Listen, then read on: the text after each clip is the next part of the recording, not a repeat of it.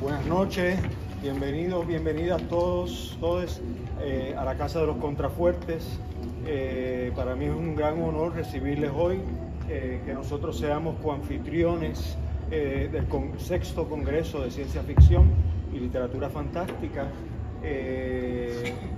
Los recibo, les doy la más calurosa bienvenida a nombre de nuestra Junta de Directores, de todos los que trabajamos aquí, de Ana Rosa Rivera y el mío propio, Charles Vaz Alvarado, que llevamos esta obra de arte que se llama La Casa de los Contrafuertes. Esta noche tenemos un gran panel que es parte del Congreso, y les dejo con Juan Carlos Quiñones, que es nuestro curador literario residente aquí en la Casa de los Contrafuertes, está encargado de la programación literaria, y él es también quien organizó este panel para todos nosotros. Sí, Juan Carlos, por favor. Muchas gracias, Charles, y a todas las personas que nos acompañan. ¿Me oyen bien? ¿No se oye bien? Nada. Ahora se está oyendo mejor. Proyecto. Pues buenas noches a todas las personas que nos acompañan. Yo, Charles, Juan Carlos Quiñones, escritor residente de la Casa de los Contrafuertes. Estamos aquí en este panel de literatura fantástica, escritores de culto de literatura fantástica. Antes de empezar, quiero agradecerle a las organizadoras, maravillosas organizadoras del Congreso de Ciencia Ficción, que es el contexto dentro del que estamos presentando este evento, que son Melanie Pérez, Maximiliano Mar y Alexandra Pagán. Vamos a empezar esta noche con un video de la escritora Ana Marina Rúa, que no está con nosotros, pero que yo tuve el placer de entrevistar. Ana Marina está en Nueva York. Voy a leer una breve biografía. Ana Marina Rúa es graduada de Yale y Columbia con una concentración en literatura medieval. Es maestra de idiomas en Nueva York. Ha publicado textos en varias revistas y periódicos del país. Su novela La Anémona, en 2013, fue galardonada por el Pen Club de Puerto Rico y el Instituto de Literatura. Pueden ver parte de su escritura en inglés en ficcionanemona.wordpress.com. Está escribiendo una novela de ciencia ficción en inglés maravillosa que se llama The Dream Persist. Vamos a ver la entrevista.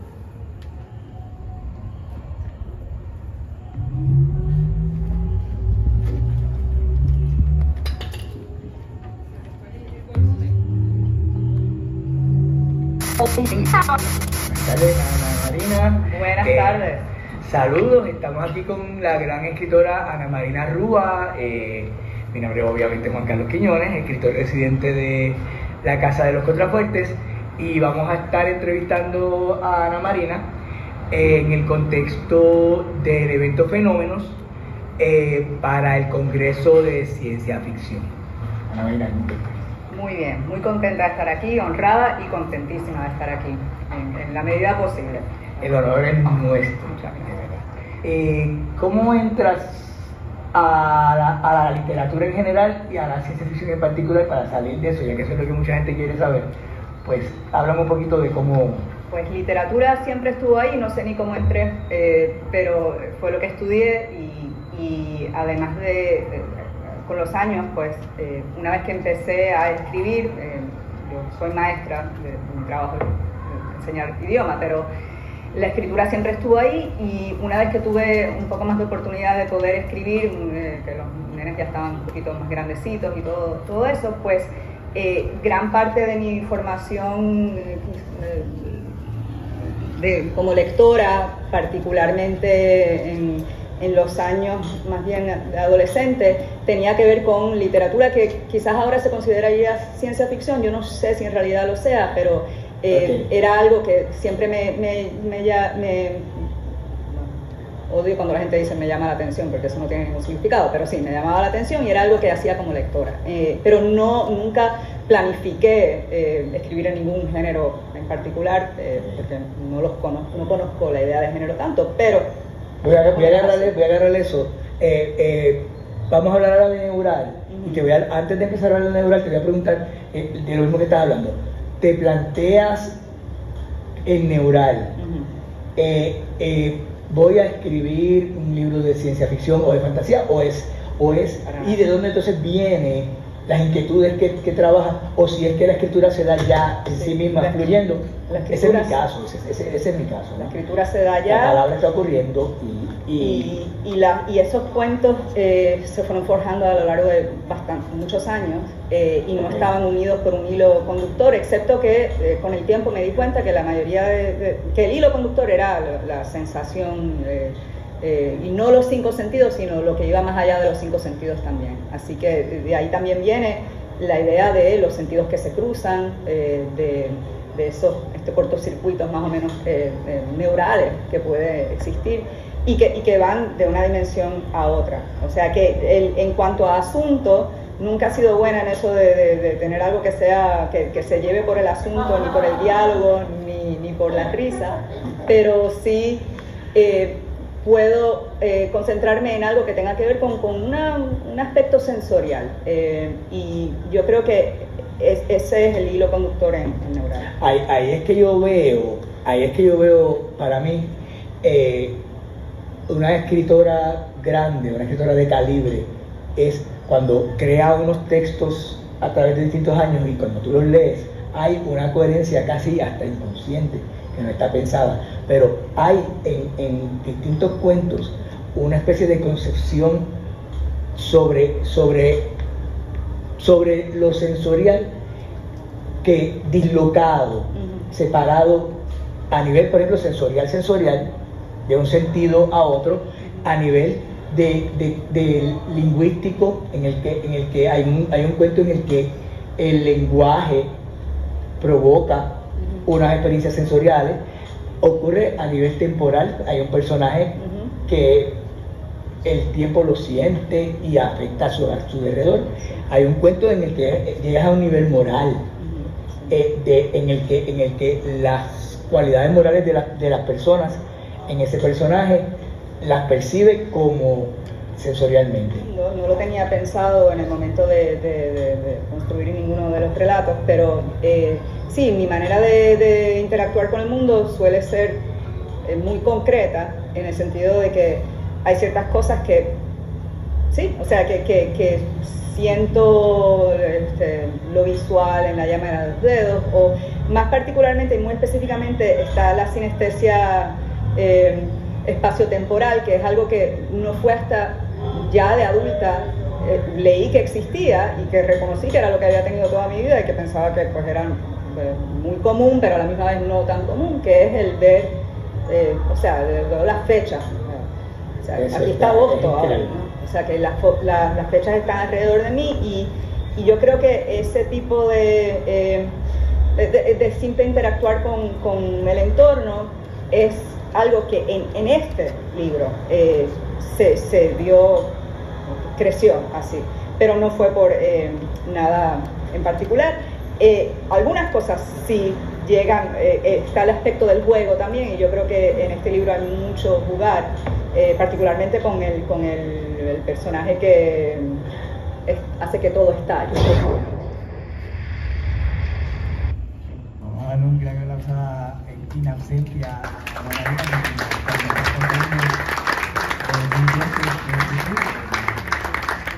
antes de presentar a la próxima escritora, que es Dani Marrero, quiero agradecerle a Charles y a Ana Rosa, directores de la Casa de los Contrafuertes, que es donde nos encontramos este maravilloso espacio. Voy a hablar un poquito de esta posición que estoy ocupando en respecto a la casa de escritor residente, curador residente. Como yo veo esta relación entre la casa y yo, es un poquito distinto a, creo yo, que a cómo se ve ese tipo de relación en general. Más que ser un espacio donde yo trabajo, es un espacio donde yo voy a estar aportando desde la palabra, porque la literatura desde la fundación de la casa fue uno de los elementos importantes de integración en la casa. De modo que yo, por ejemplo, en la exposición que estamos presentando durante estos días de ciencia ficción, yo escribí los textos que acompañan las obras, Y voy a estar colaborando de distintas maneras en cuanto a literatura. Gracias a Charles y gracias a Ana Rosa por darme esa confianza, que espero honrar. Dicho eso, voy a presentar a Lidalys Marrero. Mi nombre es Lidalys Marrero. Nacida en Barranquita, Puerto Rico, en el 1974. Ha publicado sus relatos, prosa poética y poesía en varias revistas y espacios cibernéticos. Conversación en la neblina es su primer libro.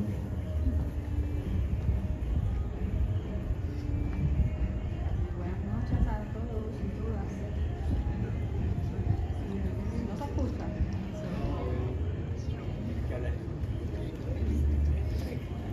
Buenas noches, voy a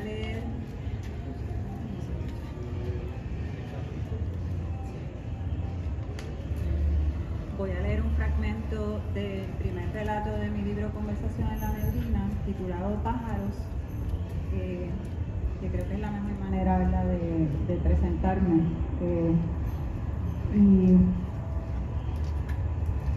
Empiezo desde un segmento más adelante del relato. Dice: ¿cómo describir estos pájaros, los del futuro, fantasmagóricos, hechos de una materia antes inimaginable? ¿De veras queríamos descubrir esta idea de lo palpable? ¿Por qué la idea no se resiste a la posibilidad de lo palpable? Porque a mí siempre me pareció que los pájaros hablaban de un tiempo por venir, símbolos que medran, la línea invisible que se traza de un pasado a un futuro por un presente perdido como el tiempo, que por los pájaros se descifra. Pero estos pájaros no eran de carne, eran imágenes líquidas, mutantes, del deseo de alguien. Veníamos huyendo de unos pájaros inquietos, insatisfechos. Escuchamos allá afuera a los pájaros alzando vuelo con un chirrido espeluznante que nos erizó la piel. Eran veloces, ráfagas. Hay espacios que nos obligan a pensar hacia adentro, y eso era lo que habitaba mi mente en ese momento. Dasai se quedó con la vista clavada en el techo y subiendo sus cejas espesas pensó que ciertos objetos también nos hacen pensar hacia adentro. Uno hubiese pensado el futuro con todos los sesgos del futuro, lo lejano, lo remoto, pero lo cierto es que estábamos allí, décadas luego, sin nada aquello del futuro que se había presagiado en las revistas o en los periódicos. Estábamos ante el futuro mismo, pero con ojos truncos. Era cosa de no saber de lo que estaba hecha la vida. Repentinamente, en el paso del tiempo, se nos imponen modos, máquinas, velocidades, métodos para hacer las cosas que nos arrojan a una época. Ya esa sensación de pertenencia al mundo estaba fuera de contexto. Al fin y al cabo, habían llegado hasta allí de chiripa. Ya todo era carente de significado, una evaporación simbólica tajante. Aunque no creo que haya zona limítrofe para la vida, pero no había dónde ir. Aquellos espacios antisépticos que simularían las naves que circundarían el espacio no existían. Ideas muertas, diseños de desecho. La arbitrariedad había optado por la autopreservación. Solo los pájaros resultaron ser los inventos que atravesaron el reto del tiempo. Ya cuando se extinguieron los pájaros del mundo, la humanidad había logrado reproducir copias exactas de un pájaro perfecto, aunque nunca lograron el control de sus movimientos, y el futuro ya no era de mecanismos ni controles remotos al servicio del deseo humano. No, porque los objetos evolucionarían para tener ese espacio interno, vectorial, donde el deseo era simplemente un cálculo matemático y por consecuencia algo más.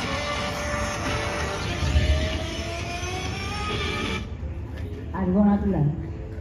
Una maleabilidad cuántica atada al pensamiento, de la idea de la cosa como un paso evolutivo. Sabía que el presente era lo que una vez fue el futuro idealizado. ¿Cómo plantearse la palabra futuro sobre un concepto razonable de las cosas? Imposible. Muchas gracias.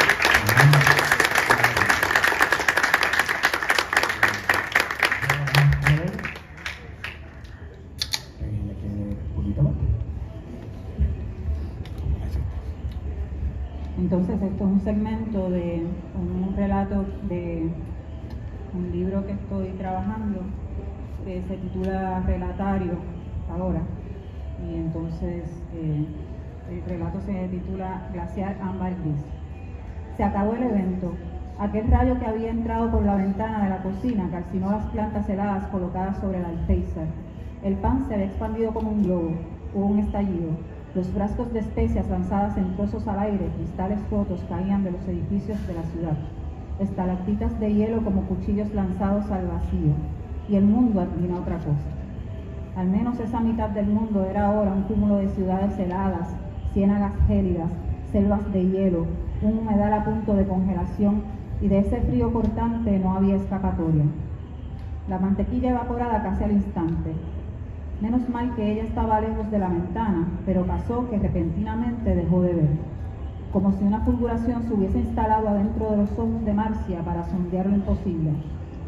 Antes del suceso, la escarcha ocupaba las superficies como una premonición. Esto provocó un escándalo. Todos hablaban del fenómeno, al menos en esa mitad del mundo.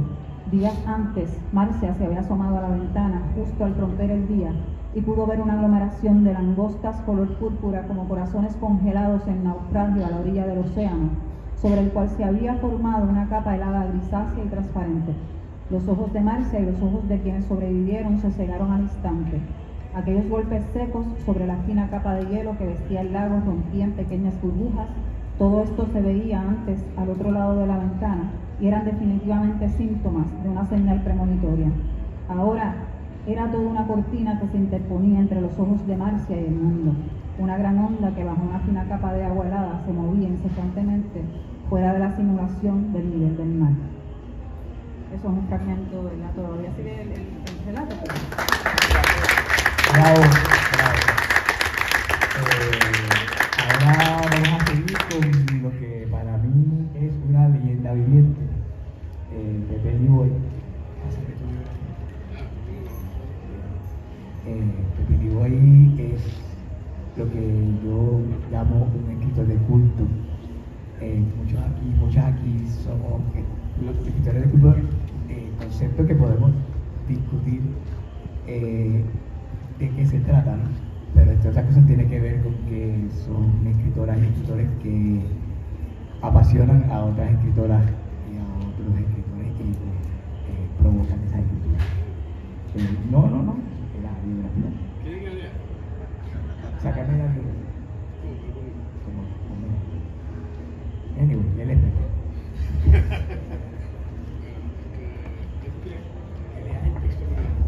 Está bien, voy a leer. Es que le voy a leer brevemente lo que fue mi vida en la organización Borinquen Garden del año 1973 a 1978.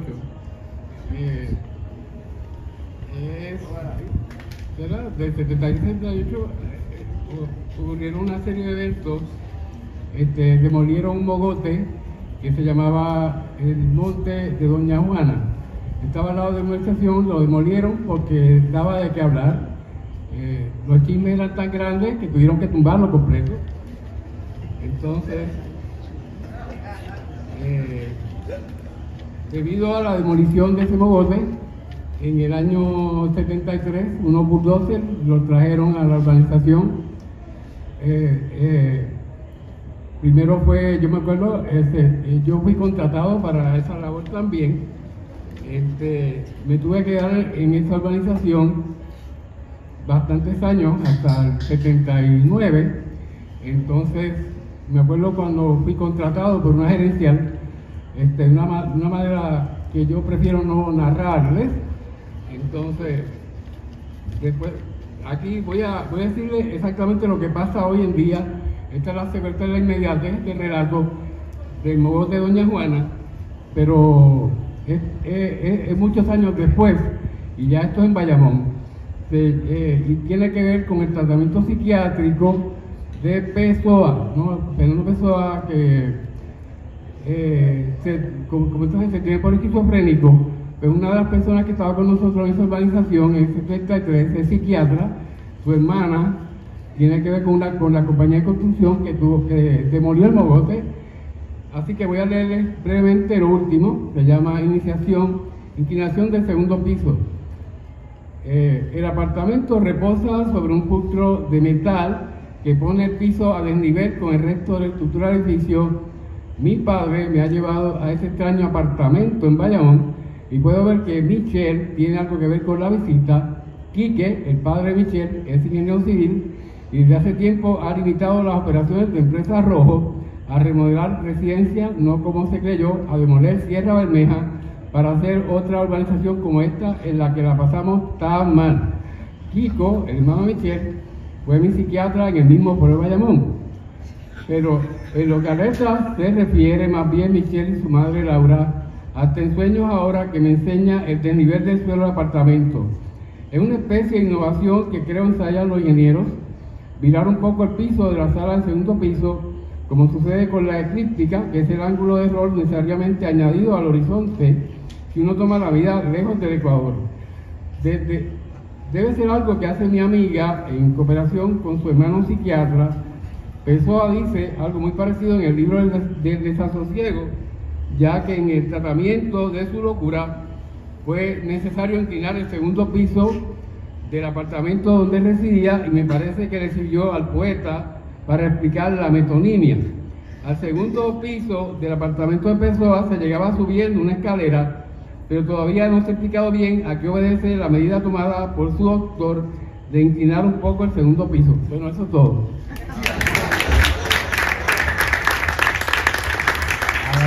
Hagan lo que quieran con eso. No lo interpretan. Esa literatura no es para interpretar. Gracias por grabar a mí. Nunca voy a olvidar ese Pessoa no va a ser el mismo para mí después de escucharlo. Vamos a continuar ahora con un gran amigo, un gran escritor que amigo, Rafa Franco. Rafa nació el 20 de septiembre de 1969 en Santurce, Puerto Rico. Ha sido periodista, guionista, cuentista, fotógrafo y traductor. Mientras escribía esta novela, esta que tengo en la mano, que es El peor de mis amigos, fungía como bartender en la isla de Nueva York, en los muelles de Homer, Alaska, y como periodista para el New York Times, Newsday, The San Juan Star, The Orlando Sentinel, Claridad y El Nuevo Día. Sin más, voy a dejar.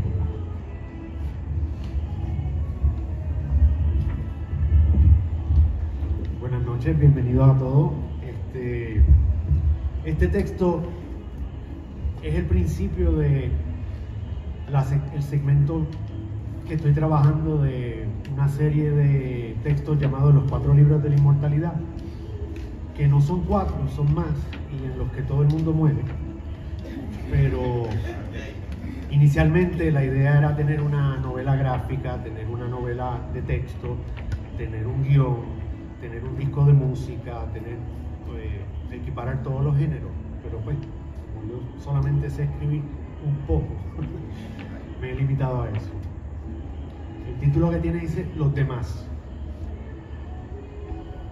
Y para darle un poco de contexto, estos son una correspondencia acá entre dos personajes, S y V, muchos años después de que Puerto Rico se destruyó, y los que sobrevivieron están tratando de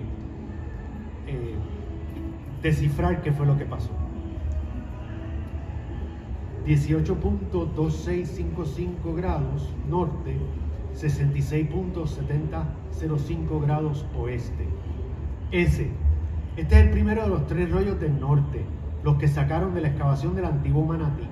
Puede que Barceloneta, ya que parece que nadie documentó exactamente dónde fue que los encontraron. Las coordenadas estaban escritas afuera, en la envoltura, y corresponden a un punto geográfico más al oeste en la misma cordillera como tal. Habían sendas coordenadas en los rollos, pero todavía no tenemos clara la razón de ser de las coordenadas. Por ejemplo, ¿por qué esta y no otra? Su significado podría parecer obvio o evidente, pero la verdad es que no sabemos cómo eligieron las coordenadas que acompañan los rollos, más allá de identificar uno de los lugares mencionados en el texto. Pero la selección de los lugares no está esclarecida, ni la metodología por la cual llegaron a decidir estas coordenadas en particular. Ni siquiera entendemos de dónde sacaron la información, ya que no es fácil determinar coordenadas sin equipo especializado, a todas luces inexistente durante la época en que supuestamente compusieron el documento. Seguiremos buscando.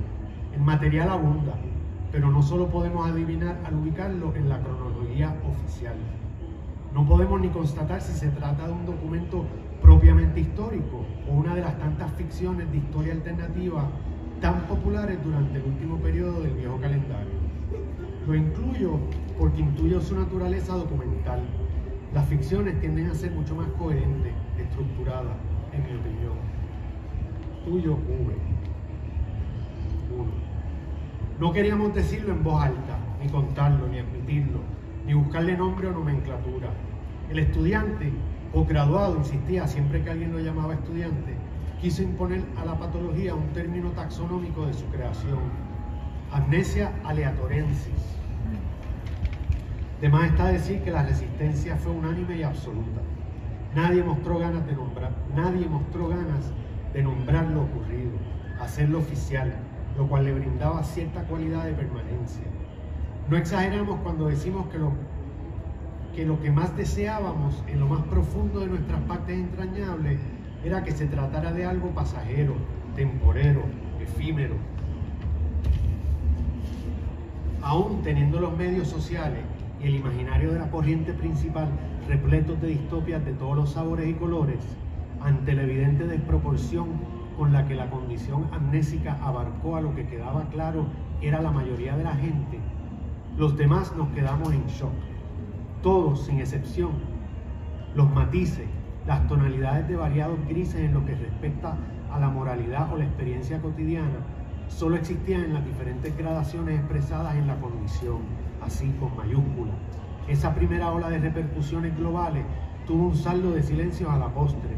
Más allá del no querer verbalizar nada de lo que sucedía, era una falta de palabras, una pandemia de mutismo momentáneo, lo cual naturalmente complicó la situación, ya que propagaba además la sospecha y activaba las ganas de correr lo más lejos posible. ¿Cómo saber si el mutismo era debido a la condición o a la auténtica sensación de no tener a la disposición las palabras adecuadas para procesar los prodigios, las manifestaciones meteorológicas asombrosas, las luces en el cielo, los profundos huecos en la tierra, el movimiento aparente de placas tectónicas, entre tantas otras cosas inexplicables que cundieron en el diario vivir de la noche a la mañana? Para colmo, tampoco pudimos dilucidar patrón alguno en la forma en que la condición escogía a sus víctimas. Aparentaba afligir a cualquiera, sin evidencia de denominador común alguno. Ahora sí, que puede que estemos exagerando o sucumbiendo a paranoias contraproducentes y peligrosas, pero eso solo el tiempo lo dirá. O por lo menos de eso tenemos esperanza. Vivíamos una genuina pesadilla, familias completas desarticuladas porque solo algunos de los integrantes preservaban la memoria. El poder de recordar a veces desataba la peor mentalidad de masa y convertía a los desmemoriados en gente violenta, envidiosa, que no podían aceptar su condición y desquitábanse con la minoría que preservaba su memoria.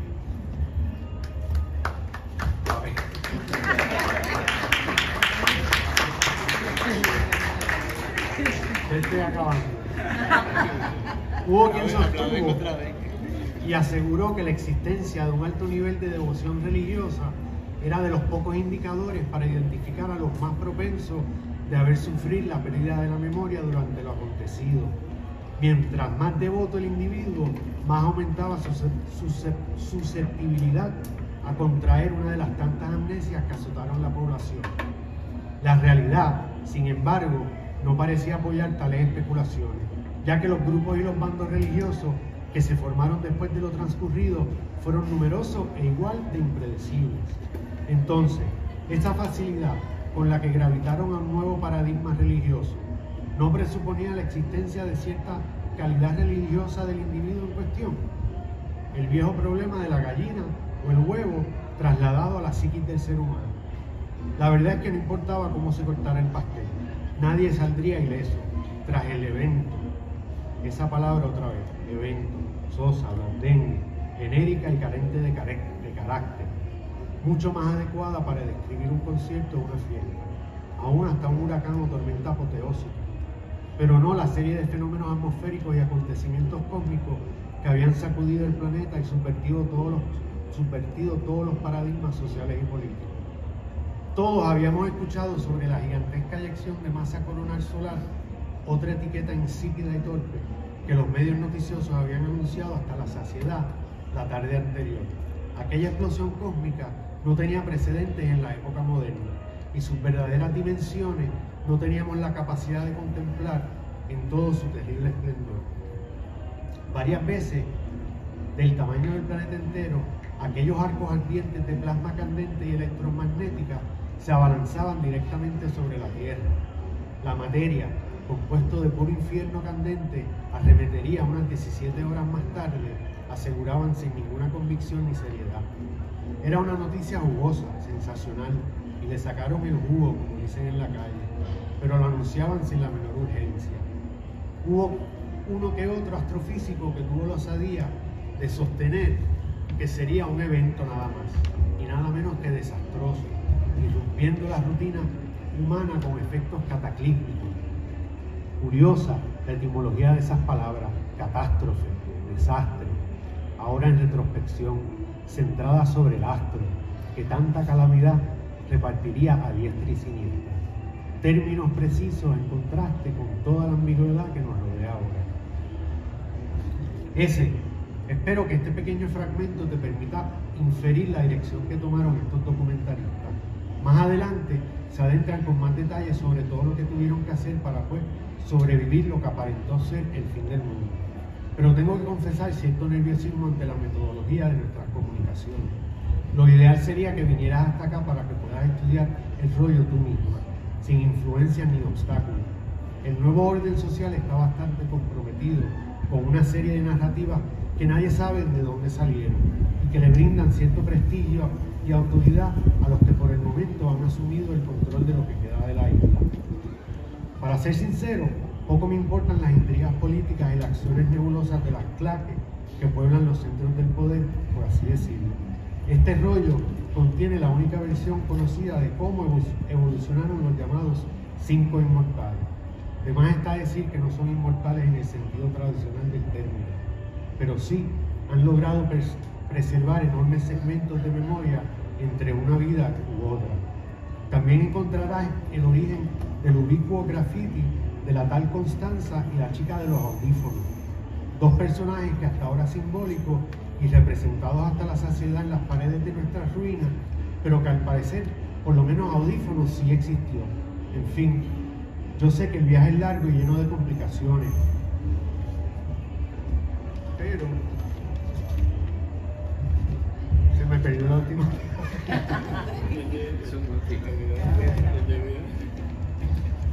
O sea que el mundo todavía está en suspenso, no se acaba. No se acaba todavía. Yo tengo que pedir a la última de mí.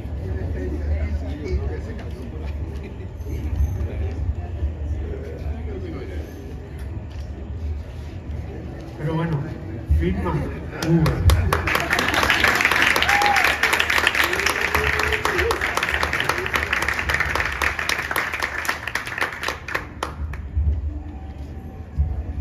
Tendremos que esperar para saber cómo se acaba el mundo.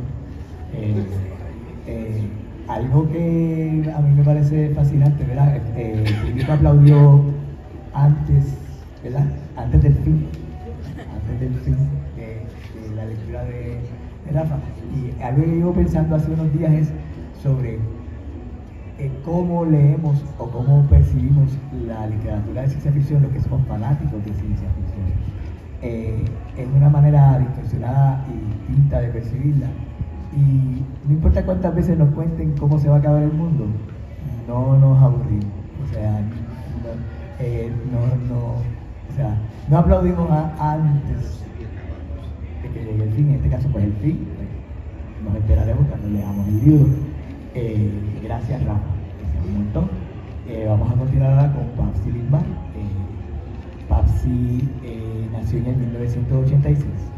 Recibió el 10º premio de literatura infantil El Barco de Vapor de la Fundación SM con su primer libro El Visitante de las Estrellas, 2017.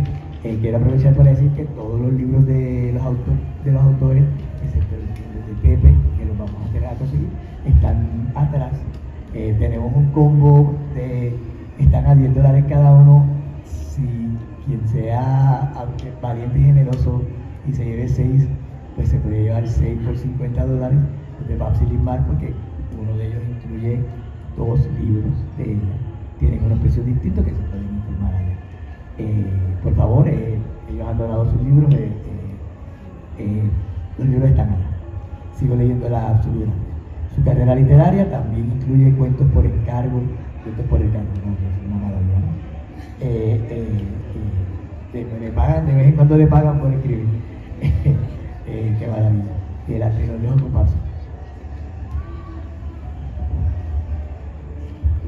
Bueno, pues buenas noches. Antes que nada, quiero hacer una breve intervención a nombre del Congreso. Y es que este Congreso ha sido grandísimo, como saben, y ha sido gracias a una subvención que dio la Fundación Puertorriqueña para las Humanidades, ahora conocida como Humanidades Puerto Rico. Y quiero agradecer mucho a la Casa de los Contrafuertes, a Ana Rosa Charles, porque de verdad ha hecho un trabajo genial aquí. Han convocado, han hecho promociones, Juan Carlos también. Yo vi que no he podido entrar mucho a Facebook, pero todas las veces que entro a Facebook, ahí están todas las promociones de Juan Carlos y la Casa de los Contrafuertes. Así que muchas gracias. Entonces, bueno, nada, yo voy a leer aquí 2 fragmentos de mi cuento Golpe de Agua, que aparece en Teoremas Turbios, que es uno de los libros que aparecen en esta edición, que se acaba de publicar con la secta de los perros. Todavía ni he podido hacer yo las promociones, pero aquí ya lo saben. Este cuento Golpe de Agua trata sobre el futuro cercano en Puerto Rico, donde hay una población, vamos a llamarle, ¿verdad? Son tipo zombies, son trabajadores que los ha creado el mismo gobierno. Y claro, como todo, están también los disidentes. Y los 2 fragmentos que voy a leer, uno es para dar un poquito de contexto de lo que sucede aquí, en este cuento, y el otro ya es un fragmento un poco más descriptivo literario, para que conozcan un poco de la obra. Entonces, para comenzar, hay una cita de este mismo cuento, que es la cita que abre el libro, que dice: a fuerza de patadas y pesadillas, nos habíamos dado cuenta de que contra el gobierno no hay victoria nunca. Así que eso trata este cuento. Miré a las personas que se congregaban más allá del invernadero porque me daban fuerzas para continuar, sin contar alguno que otro cano que aún sobrevivía. Somos gente de colores oscuros en el cabello, la piel y los ojos. Recuerdo claramente la ley aprobada contra nosotros los de abajo. 1 Lepra, secciones 528, 529, C, 530. Ley especial de ajuste civil, mejor conocida como la ley ERA. Nos pusieron en la Constitución, luego de los pacientes del SIDA en el mismo capítulo, quizás por esas deformaciones que sufrimos cuando nos toca el agua contaminada. Los fallos en nuestro sistema comienzan en la raíz, en aquello que se hace llamar justicia.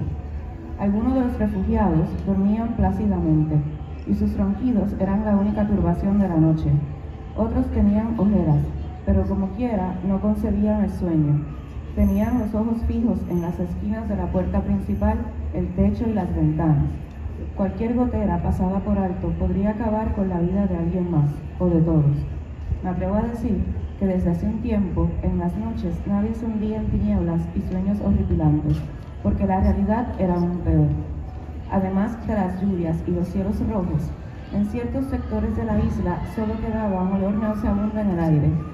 En su momento, todos aportamos teorías de lo que sucedió y cómo sucedió, pero sin verdadero acceso a la información, solo nos quedamos con especulaciones e intentos de querer descifrar los misterios.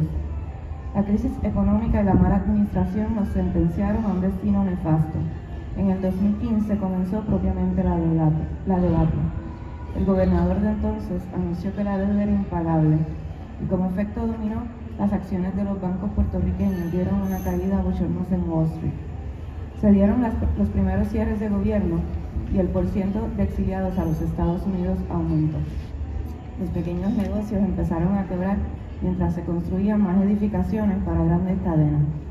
El Mall of San Juan abrió sus puertas, se construyeron aceras con mosaicos para gente que podía darse el lujo de vivir en lugares como Paso Caribe. Algunos legisladores redactaron proyectos de leyes que beneficiaban más a los que tenían de más que a los que necesitábamos el dinero para vivir. Poco a poco se difundieron los rumores de que en menos tiempo del imaginado la isla se convertiría en un paraíso para ricos. La Ley 22 no fue más que una invitación para que ciudadanos estadounidenses se domiciliaran en la isla sin impuestos sobre la plusvalía. El caos era tal que incluso quienes se movían en la AMA mantuvieron silencio por días. Pasaba tanto que no pasaba nada. A raíz de la terrible sequía que sufrió la isla por meses, en agosto de ese mismo año inició el primer proyecto de siembra de nubes en los embalses de Carraízo, La Plata y Sidra. Por unos 66,000 mensuales, la empresa Seeding Operations and Atmospheric Research se encargó de calmar la sed de la tierra. Lo que nadie imaginaba eran las medidas de economía que desde entonces se cosían en la legislatura y entre las cámaras del Capitolio y la Fortaleza. El segundo proyecto de siembra de nubes sucedió unos años después, cuando las clases sociales se habían distanciado aún más y la zona gris entre ellas se había esfumado a otros nortes o se había consolidado a uno u otro lado.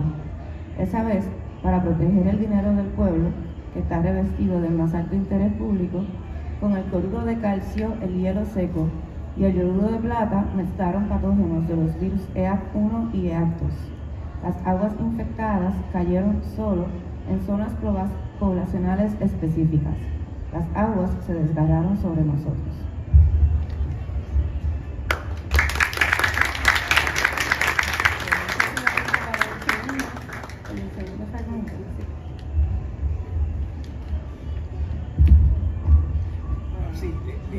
Uno de ciencia ficción porque eso fue realista. Dije que uno era del contexto. Pero la historia de Lutier. No, pero es que la ciencia ficción no existe. Esta isla no es ficción, la exhibición de Tari que está aquí, esta isla también es ficción. Bueno, la pared de los suspiros es nuestro registro histórico. Por temor a que la información se almacene en la memoria de alguien que terminara convirtiéndose en trabajador, nadie más en el refugio sabe su ubicación. Para llegar a ella hay que cruzar un pequeño fangal seguido de un área boscosa. Está situada en un lugar tan recóndito y remoto que si no llega a ser por el tintineo que hacen las osamentas al soplar el viento, hubiese tenido problemas para encontrarla. Moví las ramas de unos árboles y apareció pronto. Impresionante, magnífica, espeluznante. 1,5 millas de cemento armado, cubierto de extremidades de muertos, unas encima de otras, filas sobre filas, hasta que se pierden en el horizonte. Incluso en pleno amanecer, el lugar lucía oscuro, como obra de Rembrandt. Había filas de dedos y huesos planos de adultos, y encima de estos los esqueletos de pies de niños. Algunos todavía mostraban rastros de sangre seca, otros lucían deteriorados por la lluvia ácida. Es una catacumba de intemperie, pero el frío críptico de todas maneras emanaba de los sistemas óseos. Antes de que pautáramos las nuevas leyes comunitarias en el refugio, muchos morían de enfermedades, otros de hambre y soledad. Sus cuerpos se pudrían en tumbas anónimas o se los comían los animales cuando llevábamos las pilas de cadáveres a cualquier campo. En otra vida, mi hermano y yo hubiésemos sido escritores, historiadores, narradores de la vida cotidiana, mas en esta vida nos faltaba papel y tinta y nos sobraban los muertos. La pared nos sirve de memoria histórica porque no nos llega ayuda.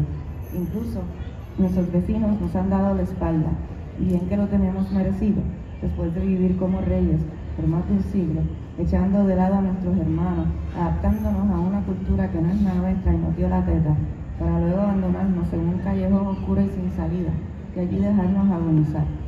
La última vez que visité la pared fue para fijar un anular al cual le clavé la sortija que hacía juego con la que me cuelga del cuello. Miré la cantidad de osamentas y me pregunté si el peso de los muertos hará que se desplome. Gracias.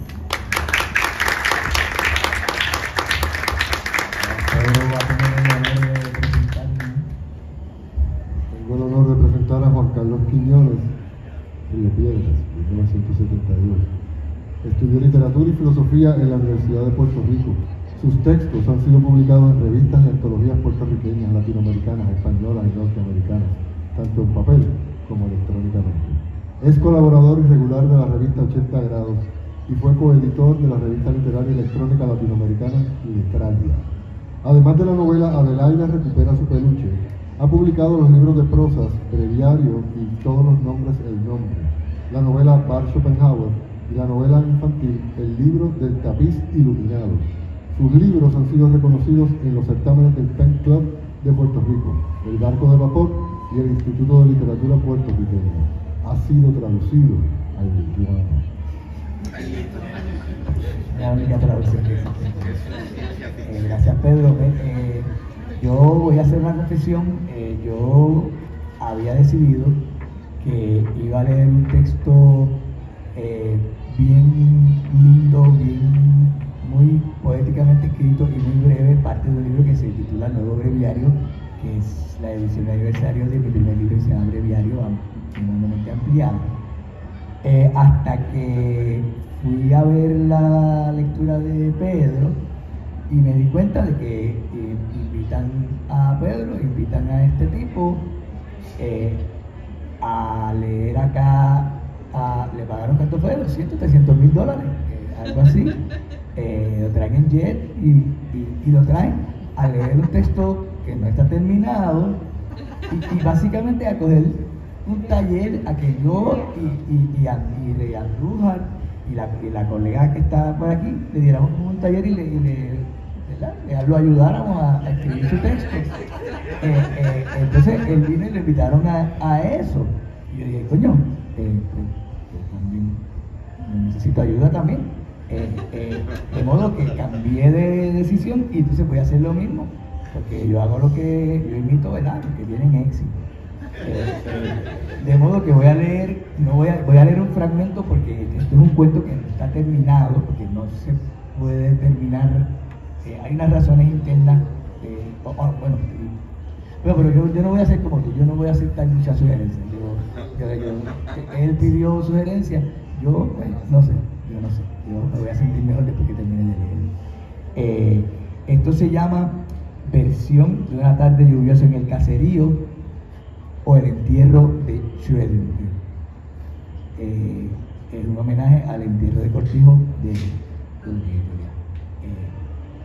Y esto abre con un epígrafe de Cortázar que dice: nunca se sabrá cómo hay que contar esto, si en primera persona o en segunda, usando la tercera del plural o inventando continuamente formas que no servirán de nada.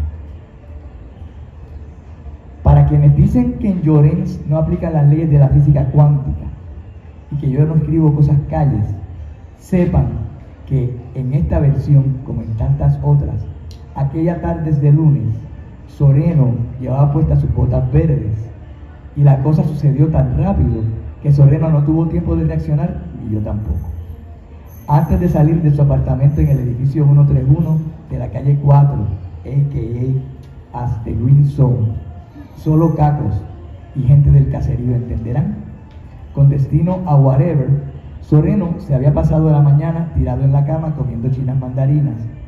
Otras versiones quieren que comiera Doritos, otras popcorn de microondas, etc. Y mirando aquella película de Antonini por HBO Max, y de seguro eso fue lo que causó la fluctuación.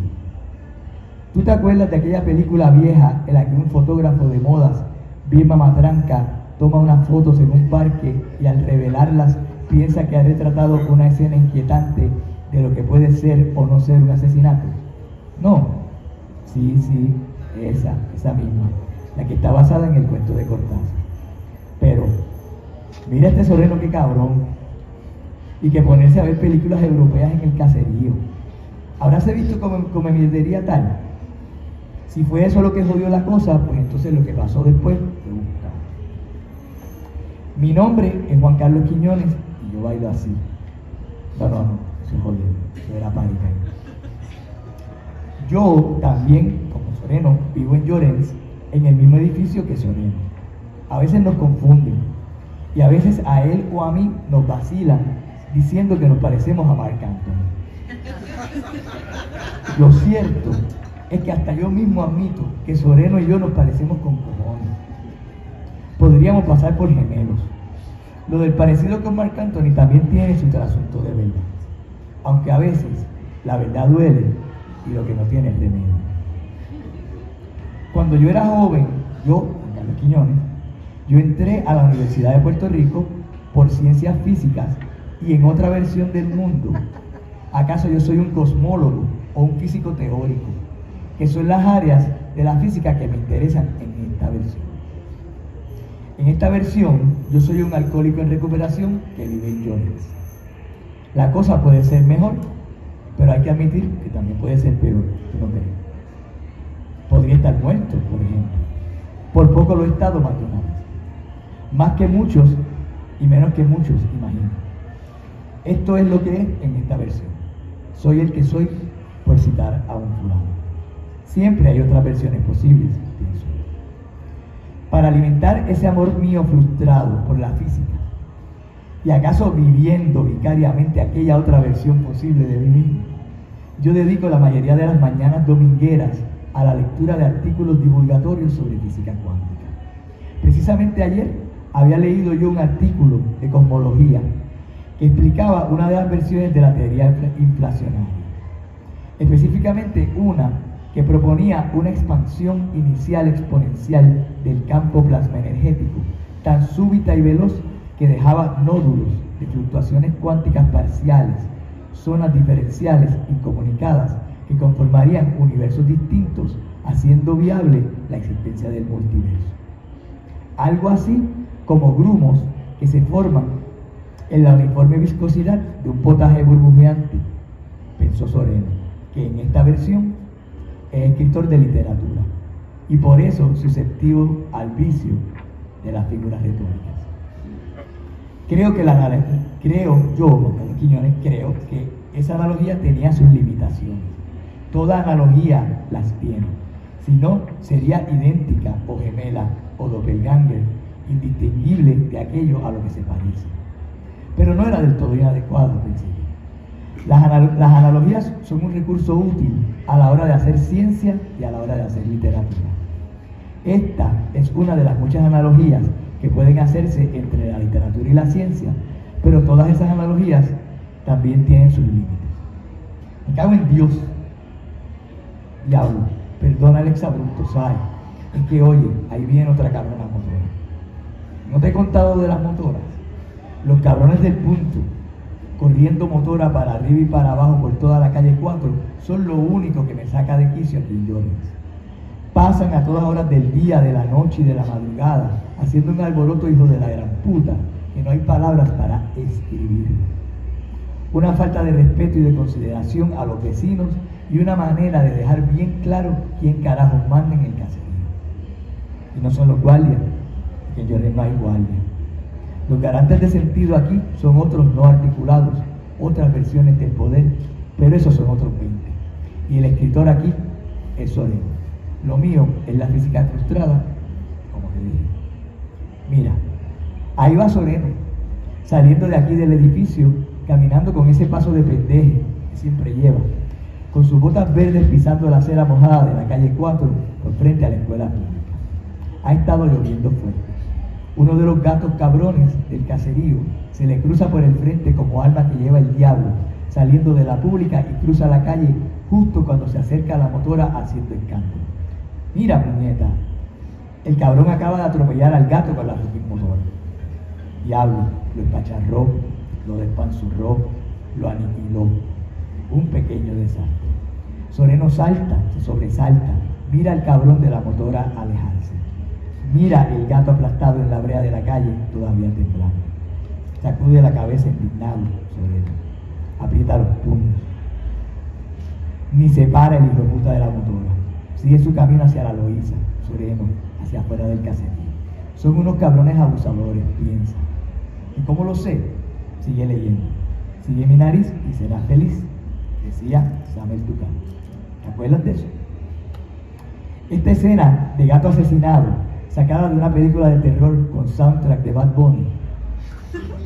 La voz grave del conejo se escuchaba, de hecho, ese momento cantando está cabrón ser yo, junto con Anuel AA, desde lo alto de algún balcón en mi edificio. La muerte de ese gato me ha hecho recordar una versión de la física cuántica que quiere que todas las versiones posibles de todas las cosas estén en superposición, donde todas las probabilidades de existencia están siendo a la vez, en el ámbito de la probabilidad. Es lo que se llama la función onda. En este estado de potencialidad múltiple se halla entonces todo hasta que un observador, entre comillas, las percibe. Solo entonces el acto de observar hace que colapse la función de onda y una de todas las versiones posibles se concretice. Entonces, las cosas como las percibimos son una versión congelada de una de las posibles versiones del mundo, de la vida, del universo, de un pedazo de pizza en alguna versión tiene pepperoni, mientras que en otra.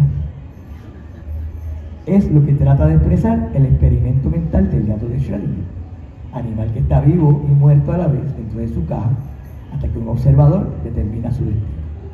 Algo así como cuando un fotógrafo retrata un instante de la realidad visible en movimiento fijándola, como en aquella película europea que estaba mirando sobre él.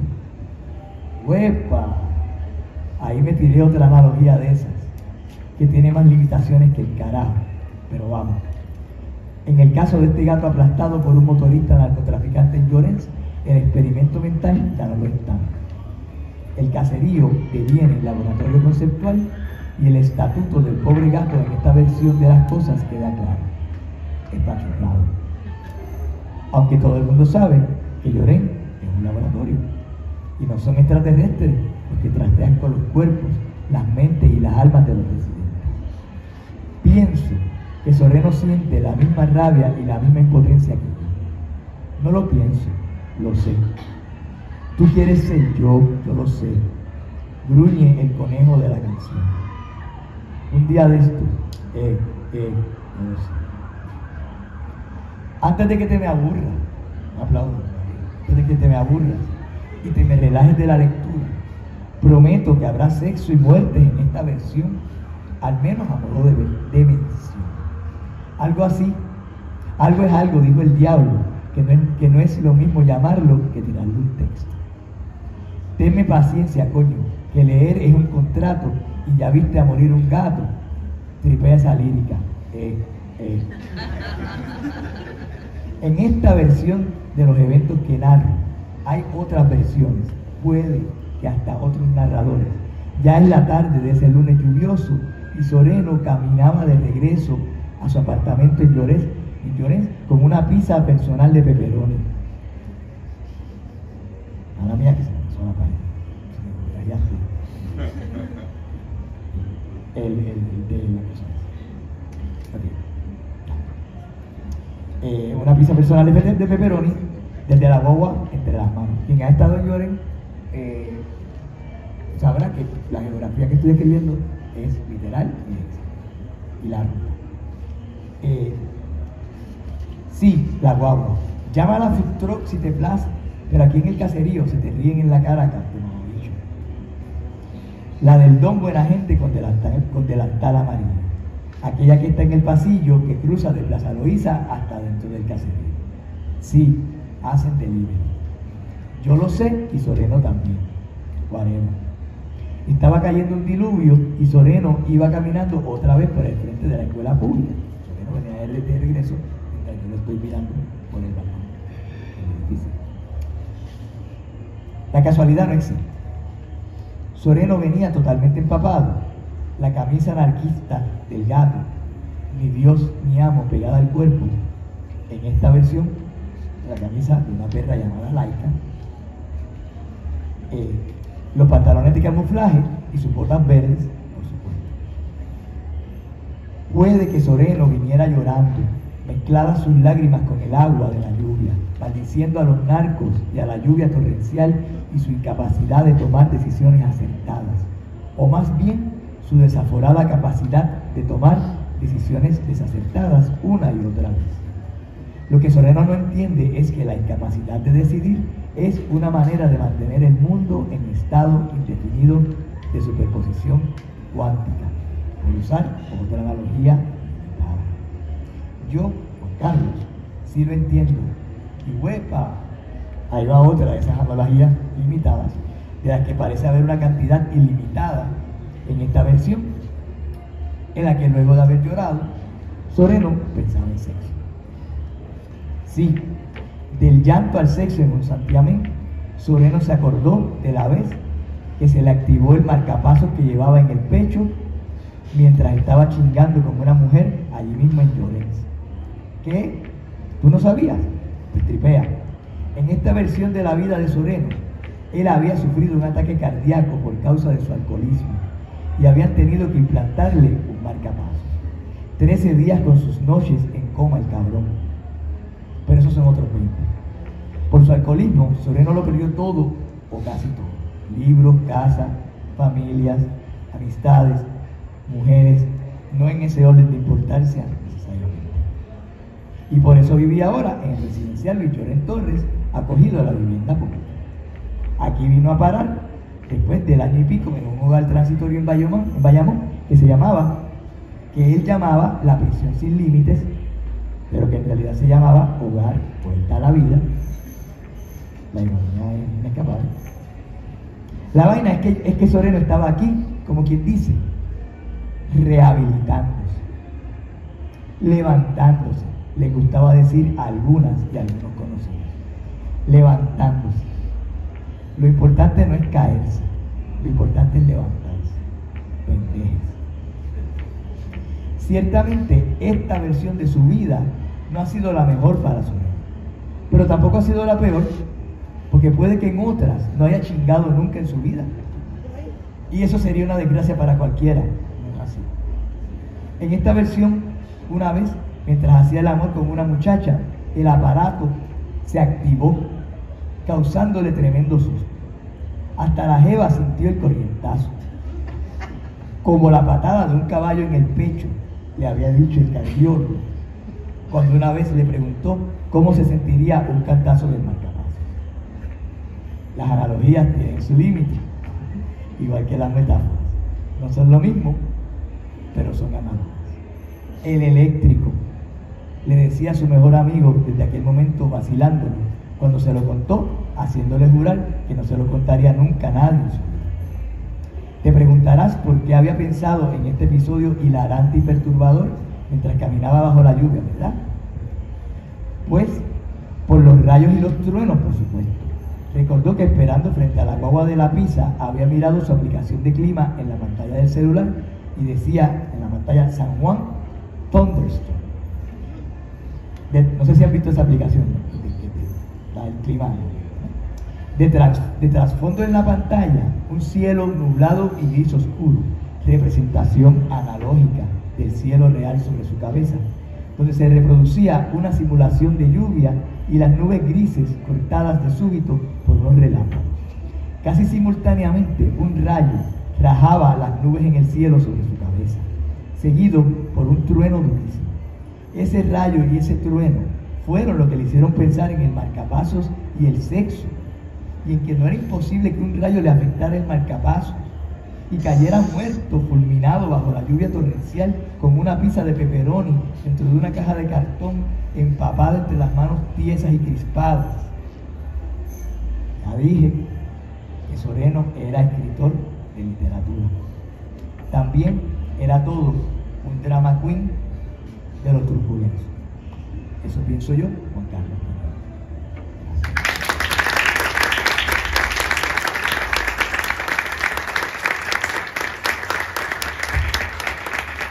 Para saber cómo termina la historia, pues tienen que esperar a que no sé. Y bueno, para final de la noche, mira que tiene la aplicación. Pero la mía es una cosa espeluznante, porque cuando truena, tú ves un rayo en la pantalla. Y yo hice un screenshot en el texto para que vean que no estoy mintiendo.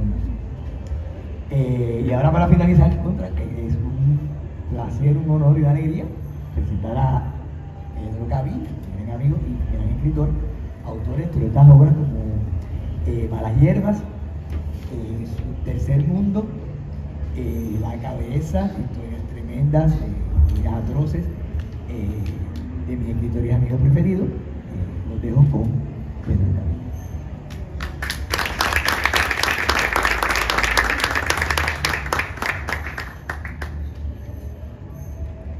El cuento se llama In Ac Lacrimarum Vale, que quiere decir en este valle de lágrimas. ¿Se oye bien ahí? ¿Está allá atrás? El epígrafe dice: Oh, listen to them, picking up a ball inside a Jericho wall. De Simply Red.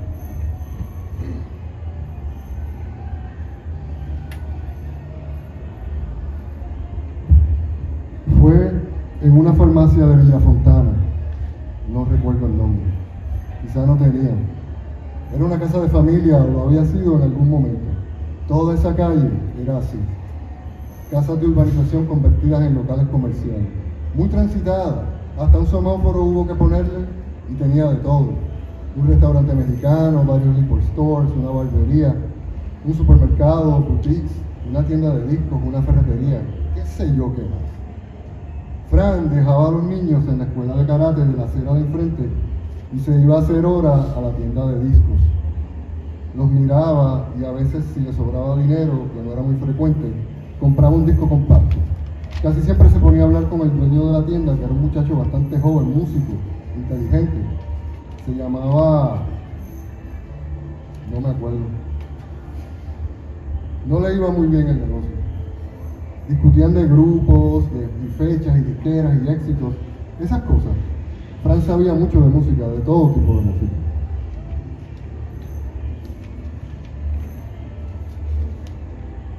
¿Y luego qué hacía? Pues, cuando faltaban como 15 o 10 minutos para la hora, Fran iba al supermercado, compraba 2 botellas de Fanta de naranja, caminaba hasta el dojo y se sentaba en las escaleritas a esperar a que Junito y Toby salieran. ¿Cómo era él con sus hijos? ¿Los maltrató alguna vez? ¿Les pegaba? Jamás. Junito y Toby eran la luz de sus ojos. Zoraida lo sabía y se aprovechaba de eso para hacer lo que le daba la gana con Fran. Los usaba como fichas en un juego y Fran no tenía más remedio que dejarse mangonear. Esos niños eran su punto débil. ¿Y ellos? Junito y Toby, ¿cómo se portaban con Fran? Para ellos su papá era lo más grande que había. Lo adoraban. Se pasaban la semana en ascuas importunando a la mamá, preguntándole 100 veces al día que cuándo era que venía su papá a recogerlo. Les encantaba estar con su papá. Zoraida siempre decía que claro, ser papá los fines de semana es una fiesta. Todo es diversión y dulces y karate y paseos. Que lo duro es ser el custodio, el que se encarga de que se cepillen los dientes, de que hagan las tareas, de que recen antes de irse a dormir, de bañarlos y darle comida. Claro que están todo el tiempo locos por irse con su papá. ¿Y usted no está de acuerdo? Parte de lo que decía mi hermana era cierto, pero yo no creo que sea la única explicación. Cuando Fran estaba con sus hijos, estaba con ellos. Los escuchaba, los celebraba. A ellos les encantaba irse con él porque sí, para la diversión y para todo lo demás. Porque Fran les asignaba faenas en la casa, no todo era juego. Con Fran también hacían tareas y estudiaban, fregaban, lo ayudaban a cocinar, recogían su cuarto, sus camas, cosas que con Zoraida nunca hacían. Y cuando paseaban, o se iban a la playa,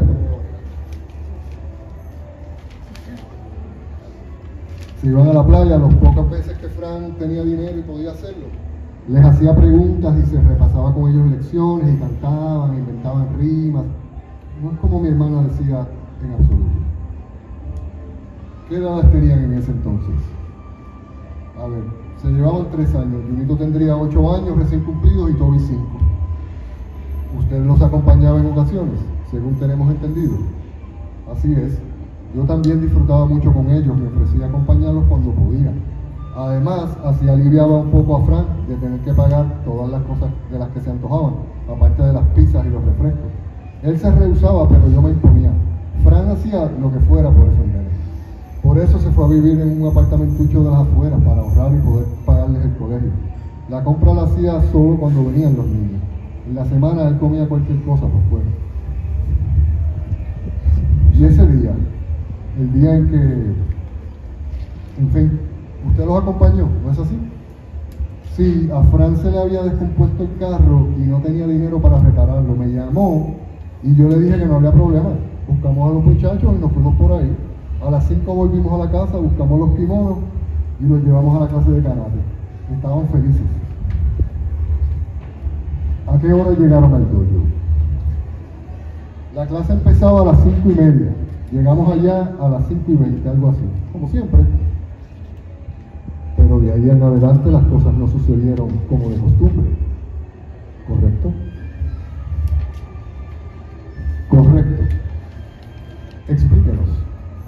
Bueno, por alguna razón la tienda de discos estaba cerrada. Cerrada. A las 5:20. Es decir, estaba clausurada. Supusimos que el negocio se había ido a la quiebra finalmente. No había nada adentro, estaba vacía. Nos asomamos por los cristales y estaba vacía. Peor, era como si allí nunca hubiera habido una tienda de discos. Estaba todo sucio, polvoriento, abandonado. Cuando se efectúa una mudanza, el polvo, el sucio que nunca vemos sale a la superficie. Siempre estuvo ahí, pero oculto debajo de estantes y anaqueles. Ok, claro. Prosiga. Pues no teníamos nada que hacer. Fran no tenía hambre, yo menos. Cruzamos el supermercado porque a Fran se le ocurrió hacer una comprita para los nenes, pero cuando intentamos entrar, la puerta estaba cerrada. El supermercado también estaba cerrado. Sí, habían puesto un letrero en la puerta. Cerrado por inventario.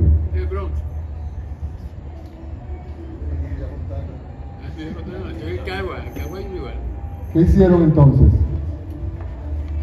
Nos quedamos en la acera un rato sin saber qué hacer.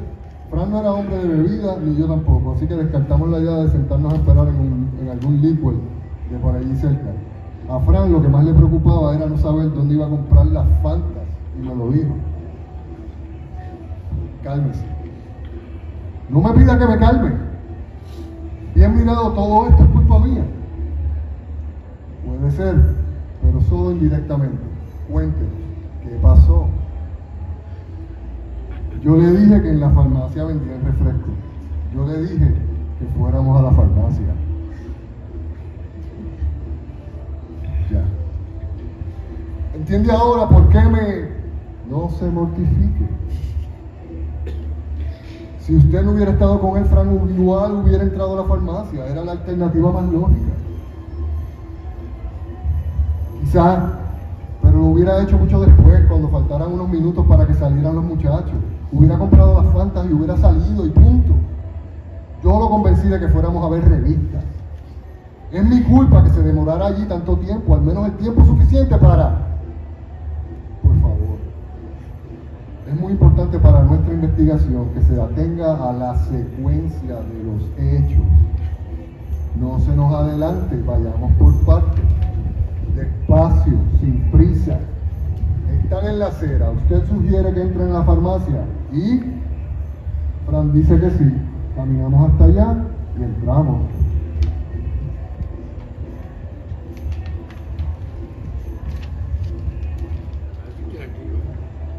De aquí en adelante es crucial que nos cuente todo lo que recuerda. No omita ni un solo detalle, por más insignificante que le parezca. Bien, bueno, pues recuerdo que al entrar me impresionó el frío. Recuerdo que pensé, wow, que aire acondicionado. Se me erizó la piel, parecía que habíamos entrado en una congeladora. Era un frío exagerado. Por lo demás, pues era una farmacia normal. El recetario estaba en el fondo, en el espacio intermedio había anaqueles con todas las cosas que venden en la farmacia: champú, crema, alcoholado, pasta dental, aspirina, vitaminas. En una pared lateral estaba el revistero y ¿quién iba adelante? ¿Cómo? ¿Quién estaba frente a quién?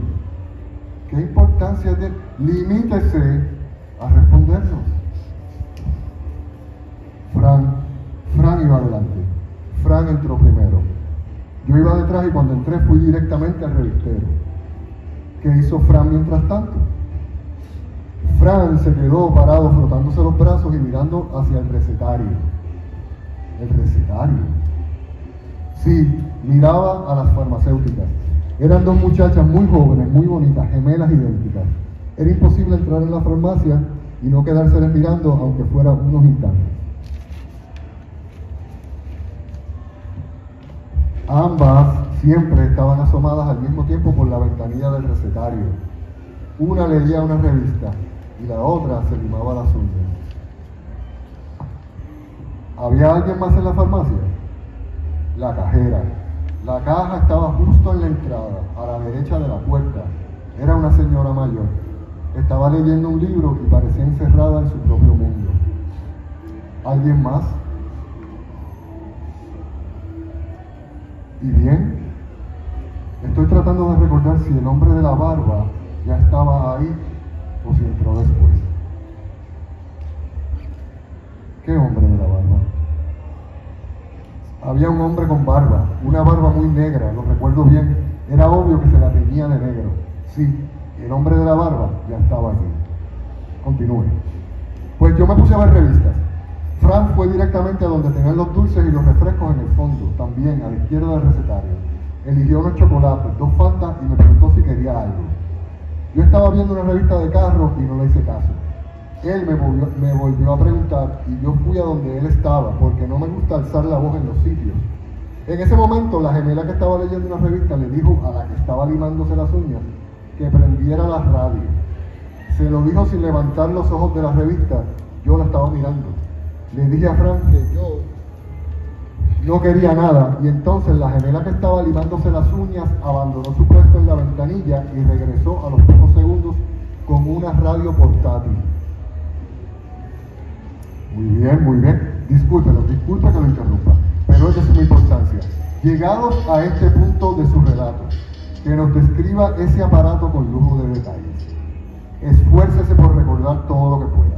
Concéntrese. Visualícelo en su cabeza. No se deje engañar por su memoria. El cerebro humano muchas veces suple información faltante, la inventa, se vale de asociaciones para montar una imagen promedio, falsa. Intente obviar esos fraudes, esas imposturas de la mente. Pues ha pasado mucho tiempo, pero lo recuerdo muy bien. Lo recuerdo muy bien. Era un aparato negro, Sanyo, como de este tamaño, de una sola bocina y una agarradera plegable. Era un modelo viejo de cuadrante análogo con un indicador que recorría los números. Los controles estaban en la parte de arriba. El sintonizador era un dial ubicado en el flanco, más grande que los demás. El cable eléctrico estaba enrollado alrededor de sí mismo. ¿Tocaba cassettes? ¿Tenía casetera? No. ¿Qué recuerda de la parte trasera? ¿Pudo verla? No creo, no puede ser. ¿Vio quizá otros botones, otros controles, dispositivos ocultos? No estoy seguro, no lo vi tan de cerca. Las farmacéuticas lo tenían de su lado del recetario, junto a ellas. Está bien, puede continuar. ¿Qué pasó después? La gemela que fue a buscar la radio lo puso en la repisa del recetario, del lado de la gemela que estaba leyendo la revista, completamente absorta en su lectura. Desenrolló el cable eléctrico, tomó el enchufe y desapareció de la ventanilla. Estaba enchufando la radio. Se había acuclillado. Al instante reapareció y volvió a ocupar su puesto junto a su hermana. Estas gemelas, ¿pudo darse cuenta si estaban de pie? ¿Perdón? ¿Notó si estaban paradas detrás de la ventanilla o si estaban sentadas? Estaban paradas. ¿Cómo puede estar seguro? No estaban sentadas, no le vi ese movimiento a la que conectó la radio cuando volvió a su lugar. De manera que tenían piernas, no flotaban. En estos casos, cuando están sentadas, es más difícil darse cuenta. ¿Qué? No me haga caso, no es nada. Estoy pensando en voz alta, una broma entre colegas. Un chiste muy viejo que ya no tiene gracia y que solo entendemos nosotros. Siga contándonos, por favor, y disculpe. Pues, bueno, sí. Entonces la que había conectado la radio se puso a limarse las uñas otra vez. ¿No la encendieron inmediatamente? No, eso me pareció extraño. ¿Qué hacía Fran mientras tanto? Fran seguía mirando los dulces, pero cuando me vio mirando a las muchachas, se dio la vuelta para ver qué pasaba. Y en ese momento, la que leía las revistas, sin apartar los ojos de su lectura, encendió el aparato. ¿Y? Era una canción de Ricardo Arjona. ¿Estás seguro? Completamente. Lo recuerdo bien por dos razones. La primera es que detesto a Arjona y la canción era una especialmente ridícula de vez en vez. La segunda es que cuando la que estaba leyendo reconoció la canción, gritó ¡ah! Y le enseñó a la hermana la página del magazine que estaba leyendo. Era un artículo sobre Arjona.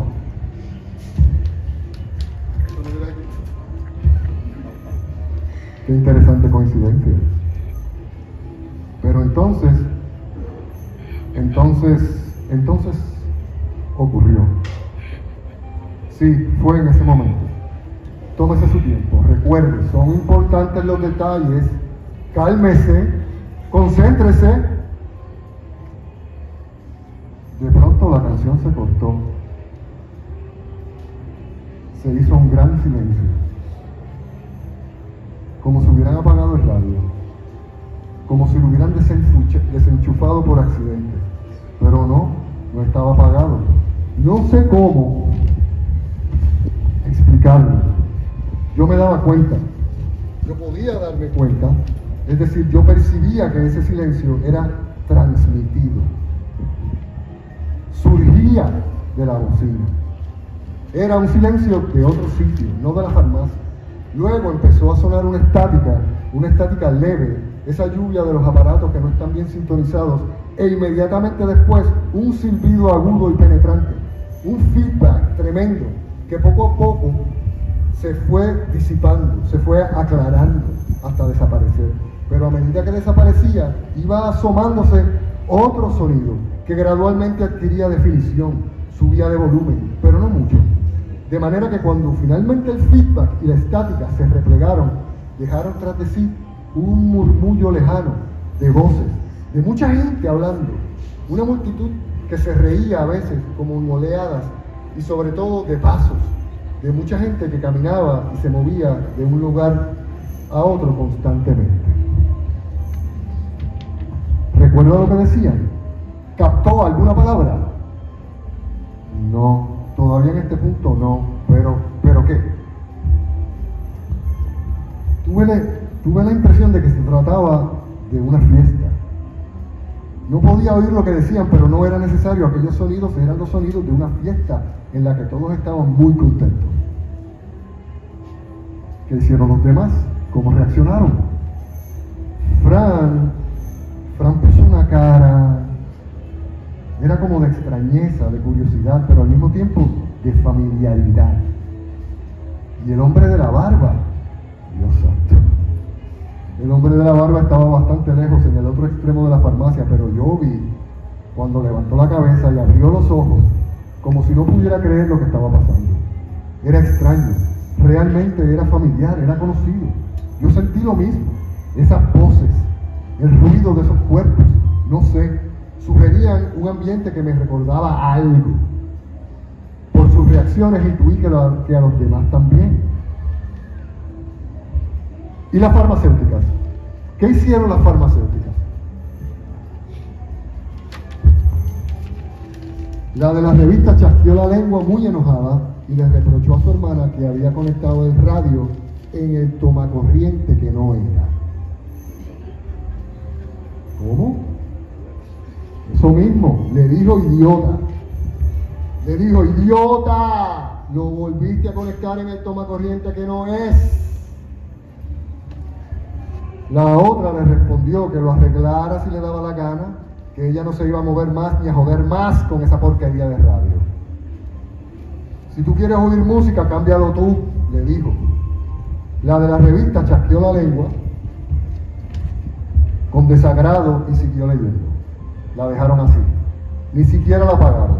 Era obvio que medían fuerzas, Se trataba de una competencia silenciosa para ver quién claudicaba primero, pero estaba claro que las dos eran igual de tercas y que ninguna iba a mover un dedo para remediar el asunto. Y así fue. Así fue. Ni se inmutaron. Cada una siguió en lo suyo como si no pasara nada. Fran no se pudo aguantar y se les acercó. Me dio pena. ¿Pena? ¿Por qué? Porque se veía ridículo cargando todos esos chocolates y refrescos. De hecho, creo recordar que dejó caer algunos. En fin, ¿qué hizo su cuñado? Se les acercó, pero disimuladamente, haciendo como que caminaba a la caja a pagar. Y les preguntó que qué le pasaba al radio. La de las revistas les respondió que estaba dañada. Lo dijo sin mirarlo, con una exhalación de hastío. Yo me quedé donde estaba, disque mirando los dulces, pero verdaderamente estaba pendiente de la radio. Quería quedarme cerca de la radio. Escuchaba con mucha atención, miraba de reojo. El hombre de la barba se acercaba con lentitud, posando la mirada sin mucha convicción sobre los artículos de varios anaqueles. No sabía disimular. La coartada de Frank lo obligó a seguir de largo, pero lo hacía tan lentamente que a cualquiera le hubiera parecido sospechoso. No apartaba los ojos de la radio. Para las gemelas, sin embargo, era como si no hubiera nadie en la farmacia. Entonces, justo cuando Frank estaba a un paso de llegar a la caja, tranquilo, tranquilo. Cuéntenos, ¿qué pasó? ¿Se comenzó a oír algo más? Ojo, sí. Ya no creo que sí. Dios santo, claro que sí, que se oía algo más. ¿Qué oyeron? Era la voz de un hombre, un locutor. No un locutor, un pregonero. Sí, era más bien como un pregonero, como los de antes. Su voz fue precedida por una serie de ruidos que me dieron a entender cuál era más o menos la situación. ¿Solamente a usted? Bueno, pues la verdad que nunca hubo tiempo de cambiar pareceres con los demás. A Fran nunca más lo volví a ver. Cierto, disculpe. Nos decía que por los ruidos pudo hacerse una idea de lo que pasaba. Explíquenos, ¿a qué se refiere? Me di cuenta de que en esa fiesta había un micrófono abierto, colocado en algún lugar apartado. El micrófono recogía las voces de los invitados, sus movimientos, pero yo diría que estaba bastante apartado de ellos. A veces una voz se oía con mayor nitidez y volumen, o un taconeo, y eso sucedía porque la persona pasaba cerca de ese micrófono vivo y volvía a alejarse, acaso ignorante de que allí había un micrófono, o quizás sabiéndolo, pero ignorándolo de todas formas, restándole importancia, o ocupada con cualquier otra cosa. Los ruidos que oyó fueron de ese tipo. Sí y no, verán, eran esos mismos ruidos, pero muy bien dirigidos, no casuales. Es decir, la persona que se acercó al micrófono sabía que había un micrófono allí y se acercó a él para utilizarlo. Oí un ruido desagradable, seguramente una silla arrastrada. Pude oír el cuerpo del pregonero acomodándose y preparándose. Incluso se aclaró la voz una o dos veces antes de hablar. Y cuando habló, lo hizo de manera muy articulada y precisa. Era evidente que lo que decía lo decía de memoria. Lo había ensayado, lo había repetido innumerables veces. ¿Y qué fue lo que dijo? ¿Lo recuerda? ¿Cómo olvidarlo? ¿Lo podría repetir palabra por palabra? Inténtelo. Dijo: a todos los que puedan oírme de aquel lado, atención, atención, atención, mucha atención. Todo ha sido un error. Vuelvan. Los estamos esperando. A todos aquellos que puedan oírnos, lo único que deben hacer es marcar el número. Está tachado. No puedo. Está redactado. No lo sé. Está escondido. Desde cualquier teléfono próximo al lugar donde se escucha este mensaje. No teman. Los estamos esperando. Aquí estamos. Los estamos esperando. Bueno, wow. Exacto. ¿No dijo algo más? No. Repitió el mensaje 3 veces más y se marchó. seguro de que fue ese número? Completamente. El número, nunca he podido olvidarlo. ¿Mencionó su nombre en algún momento esta persona que hablaba, este pregonero? Nunca. ¿Mencionó algún nombre, cualquier nombre? No. ¿Dijo cómo se llamaba ese lugar donde estaba? ¿Hizo referencia al modo de llegar hasta allí? Solo dijo que llamaran ese número. Sí. ¿Y luego? Luego pasaron muchas cosas. Todas muy extrañas. A ver, Fran se había quedado de una pieza totalmente paralizado. De súbito, el hombre de la barba estaba detrás de mí. No me di cuenta en qué momento se había colocado tan cerca. No lo vi. La cajera se echó a reír e inmediatamente se cayó como una loca. Nunca supe si rió de algo que había leído en su libro o de nosotros. ¿Y usted? Yo quería salir corriendo de la farmacia, huir a toda calle arriba y perderme para siempre. Lo siento. Continúe. Fran le preguntó a las gemelas, ¿y eso? Intentaba sonreír desesperadamente. La gemela que se limaba las uñas le dijo que eso mismo. Si quieres salir, llama al número.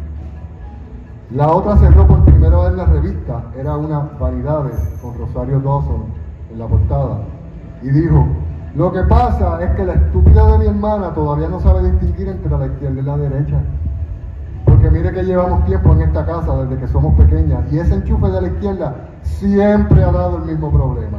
No importa lo que se conecte ahí, un radio, la tostadora, un secador de pelo, lo que sea, al rato siempre sale ese hombre hablando, diciendo lo mismo, y la gente deshablando y caminando para arriba y para abajo, que cada vez son más, que ni se entiende lo que dicen, pero igual nunca se callan ni se cansan de dar vueltas aparentemente.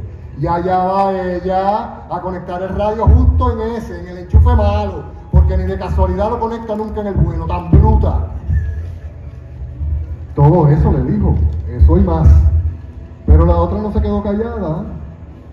Mientras la de la revista hablaba y le decía todas esas cosas, la que se pintaba las uñas cerró con mucha calma la botellita de esmalte y se puso a mirar a su hermana, como esperando a que se callara, como aprovechando una entrada, un hueco, una brecha en la andanada de palabras por donde pudiera meterse ella. Y en efecto, durante una breve pausa que hizo la de la revista para tomar aliento, la del esmalte arremetió contra su hermana diciéndole que seguramente, de tanto haberlo escuchado, debía de haberse aprendido el numerito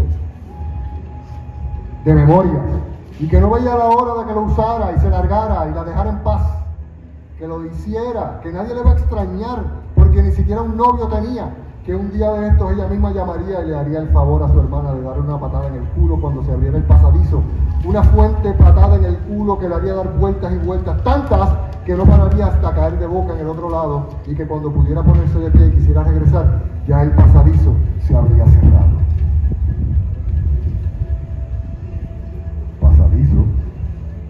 Pasadizo, sí, y en ese momento tampoco nosotros entendimos nada, pero después entendimos. Ya llegaremos a esa parte. Mientras tanto, ¿en qué paró la discusión con de las farmacéuticas? ¿Se dijeron más cosas?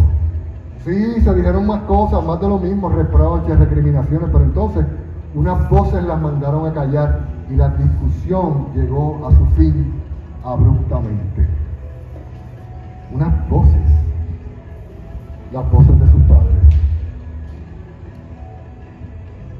No me miren así, no estoy loco, no me miren así.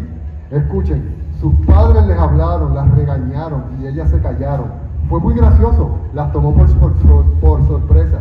Era como si de pronto se hubieran convertido en niñas pequeñas. Ambas se mostraron muy abochornadas. Pero, ¿cómo?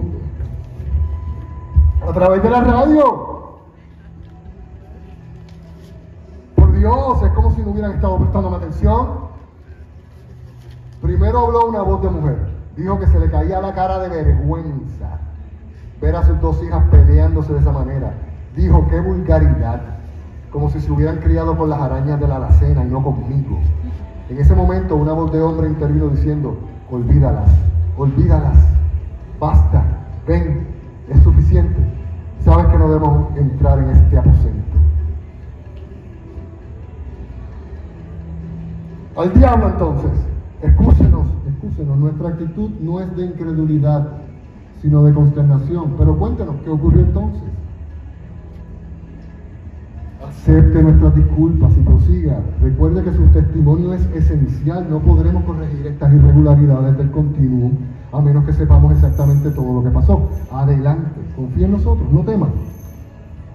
Bueno, pues muy bien, a ver. Estábamos todos muy asombrados, sin duda alguna. Estábamos inmóviles. El hombre de la barba negra respiraba aceleradamente. Me alejé de él. Yo estuve tentado de gritar, de interpelar aquellas voces, de decir, ¿quién está ahí? Pero no encontraba las fuerzas necesarias para articular ninguna palabra. Fran se acercó a las gemelas. A la de las revistas se le salieron las lágrimas. La del esmalte le apretó la mano y dijo, mirando a Fran, llamaron hace 4 años cumplidos. Esperaron a que nos graduáramos. Fran puso una cara que claramente decía, ¿qué? ¿Qué diablo?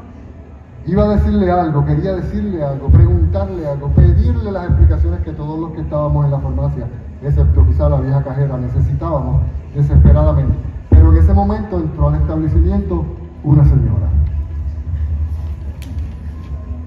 Una señora. Una señora. ¿Qué señora? Una señora como de 50 años, 55 por ahí. Por ahí, arrastraba una maleta y cargaba una mochila. Entró con mucho alboroto, armaba un escándalo. ¿A qué se refiere? ¿Por qué? Entró gritando y la maleta que arrastraba daba tumbos y chocaba con los anaqueles. A su paso las cosas se caían y se rompían. Hizo un desorden. Se movía con torpeza, con descuido, como si estuviera borracha, aunque a lo mejor solo estuviera ya muy harta o muy triste. ¿Qué gritaba? Gritaba, ¡ya! ¡Al carajo todo! ¡Es hoy que me voy, coño! ¡Es hoy que se jodan! ¡Que se jodan todos, coño! ¡A la mierda! ¡Malagradecidos, vividores! Y así por el estilo. Daba la impresión de ser una de esas personas que llegan a los sitios públicos hablando duro. De esas personas que llegan a un lugar concurrido e inmediatamente proponen un tema de conversación en voz alta para ver quién muerde y así armar el bochinche. Cualquier tema. Puede ser un tema controversial, un tema del dominio público, un tema político, pero también puede ser un tema personal, un tema privado, un tema delicado. En este caso, a todos, quiero decir a mí, me dio la impresión de que la señora hablaba de sus hijos o hijas. Entonces la mujer esa, todavía gritando y maldiciendo e imprecando y dándose a todos los diablos, caminó hasta la congeladora, hasta donde estaban los refrescos. La abrió y sacó 5 o 6 botellitas de agua y las metió en la mochila. Y después, con la mochila todavía abierta, se paseó por el anaquel de los dulces y los chocolates y los iba metiendo en la mochila de a montones. Chocolates, bizcochos, frituritas, papitas, gomitas, doritos, en fin, todas las chucherías posibles, y se paró frente a las muchachas de la misma mochila, y de la misma mochila sacó un monedero y del monedero un billete de $100 y se lo tiró a la de la revista. Y entonces, sin esperarla de vuelta, agarró sus cosas, sus motetes, se apartó de todo, sacó un teléfono celular del bolsillo de su pantalón, marcó un número y se puso el aparato en la oreja. Tenga, beba, cálmese. Gracias. ¿Se siente mejor? ¿Puede continuar? Sí, gracias. Cuando guste. La señora se puso el aparato en la oreja. No dijo nada durante un buen rato y de pronto dijo, claro que sí, por supuesto que sí. Y finalizó la llamada. ¿Y entonces? Lo que sucedió después es difícil de explicar. Inténtenlo. Pues verán, mientras hacía su llamada telefónica, la señora se había parado delante de una pared. Se había parado ahí porque sí, porque en alguna parte tenía que pararse. En otras palabras, no se puso ahí adrede, nadie le dijo que se parara ahí. ¿Que se parara dónde? ¿Dónde estaba parada? Frente a una pared llena de productos de higiene bucal.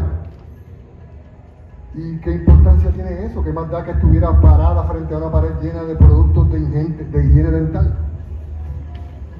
Que de pronto la pared se levantó, se abrió como la puerta de una cochera, el extremo superior se deslizó hacia atrás sobre un eje y el extremo inferior hacia adelante, y no se cayó al suelo ni un solo artículo. abrió del todo, no se abrió hasta arriba, sino solo un resquicio por donde se filtraba una luz enceguecedora.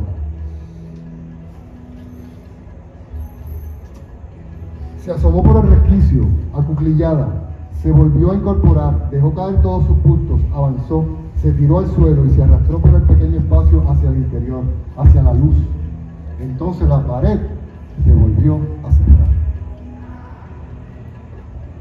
Inmediatamente Fran y yo corrimos al exterior y habíamos tenido la misma idea. Dimos la vuelta y nos pusimos a inspeccionar la pared desde el lado de afuera. No había nada. No había nada. Ni goznes, ni junturas, ni ejes. La pared era sólida, una pieza sola, incólume. Ni sombra de la señora, por supuesto. Ninguna fuente de luz enceguecedora, solo un angosto zaguán que aprovechan los negocios colindantes para guardar los tanques de basura. ¿Cuánto tiempo duraron fuera? 5 minutos a lo sumo. Volvimos a entrar y allí estaba una de las gemelas arrodillada en el suelo. ¿Arrodillada? Sí, refunfuñando. Además, limpiaba el desorden de bultos y disparates que había dejado la señora reguereteados por el suelo. Se quejaba y la llamaba ignorante. No podía entender por qué la gente no hacía caso de las instrucciones. El hombre de la barba negra le preguntó en ese momento que qué instrucciones, que qué rayos estaba pasando en esa farmacia. Ella le respondió que en esa farmacia no pasaba nada, excepto que todos parecían creer que en vez de una farmacia aquello era una estación de autobuses. Maldijo la hora en que se matriculó en la universidad y maldijo a sus padres que después de convencerlas de poner el negocio para en su propia casa se largaron, dejándolas al garete. Gritó que se cagaban la madre de todos los habitantes del vecindario, barrio malo, olvidado de Dios o maldito, dominado por jaurías de perros realengos, donde la norma era la infelicidad, la obesidad no mórbida y casas con marquesinas horrendas. Preguntó que cuántos hogares de los alrededores, no de los alrededores, que cuántos hogares del país, es más, en cuántos hogares del mundo había enchufes que en lugar de electricidad o además de electricidad conducían voces y clamores de fiesta y también anuncios y exhortaciones a la deserción, al regreso, a quién sabe qué carajo, a irse, a abandonarlo todo. Se respondió a sí misma diciendo que es ninguno, salvo en el Bellato, porque la mala suerte se ensaña con los indefensos, con las personas decentes y con los profesionales. Llamó cabrones a los albañiles que edificaron la casa y a los contratistas que la remodelaron. Dijo que todos los electricistas que habían tratado de solucionar el problema y no habían podido eran una partida de hijos de la gran puta mamahuevos que igual habían cobrado la consulta a precio de morocota y que pensándolo mejor, más le hubiera valido a su hermana darles la crica para cancelar la factura, si total ya ella se la daba suave al que fuera y por menos de eso, a veces hasta por una malta india. Fran, ¿qué hacía mientras tanto? Fran revisaba la pared con los productos de higiene dental para ver si descubría las bisagras y los cierres que la hicieron girar como si fuera la puerta de una cochera. ¿Y encontró algo? No sé, porque en ese momento la gemela que se había quedado en el recetario, al oír que lo que había dicho su hermana, cogió la radio y se la tiró, apuntándola a la cabeza. No alcanzó a darle porque yo la quité de en medio con un empellón. El aparato se hizo añicos contra las losetas. Fran desistió de su tarea y acudió al ruido. Por un momento nadie dijo ni hizo nada. Entonces la gemela que había sido víctima de la agresión se puso de pie y abandonó la farmacia de manera ostentosa. El hombre de la barba sacó su móvil y se apartó a una esquina cerca del revistero. Lo vimos marcar. Lo oímos decir sí. Entonces el revistero y la pared en la que estaba empotrado se partieron por la mitad, verticalmente, como las puertas de un ascensor. Recuerdo perfectamente que la división se hizo a lo largo de las revistas. Las revistas también se partieron, todas las que habían quedado a lo largo de la línea divisoria. Nunca olvidaré una Geomundo que estaba delante, cortada exactamente por la mitad. Otra vez la luz cegadora como un disparo de nieve y la indija por la cual apenas podía pasar una persona. El hombre de la barba, que no era delgado, pugnaba por deslizarse a través de la abertura. Lo consiguió luego de muchos esfuerzos.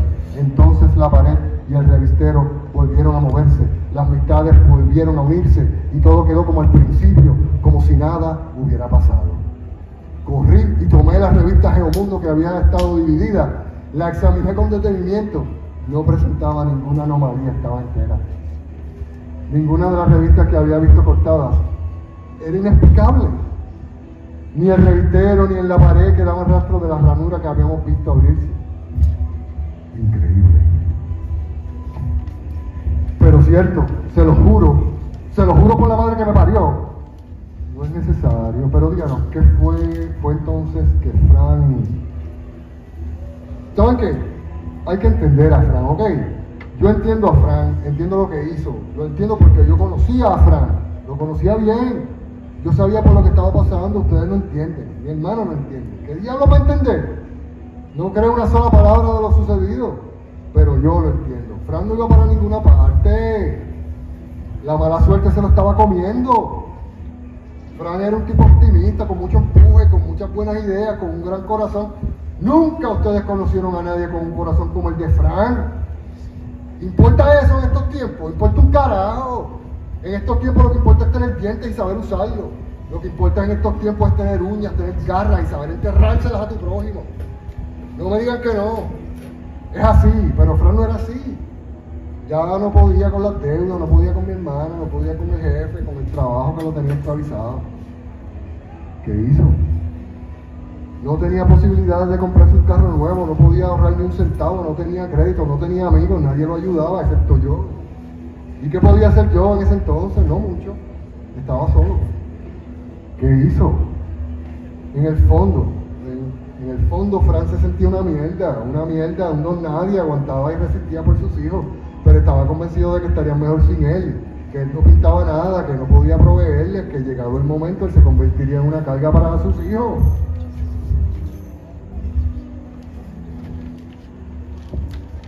Lo supe antes de que me lo dijera. Ya sabía lo que pasaría antes de que Fran se me acercara y me hablara en el oído con lágrimas en los ojos.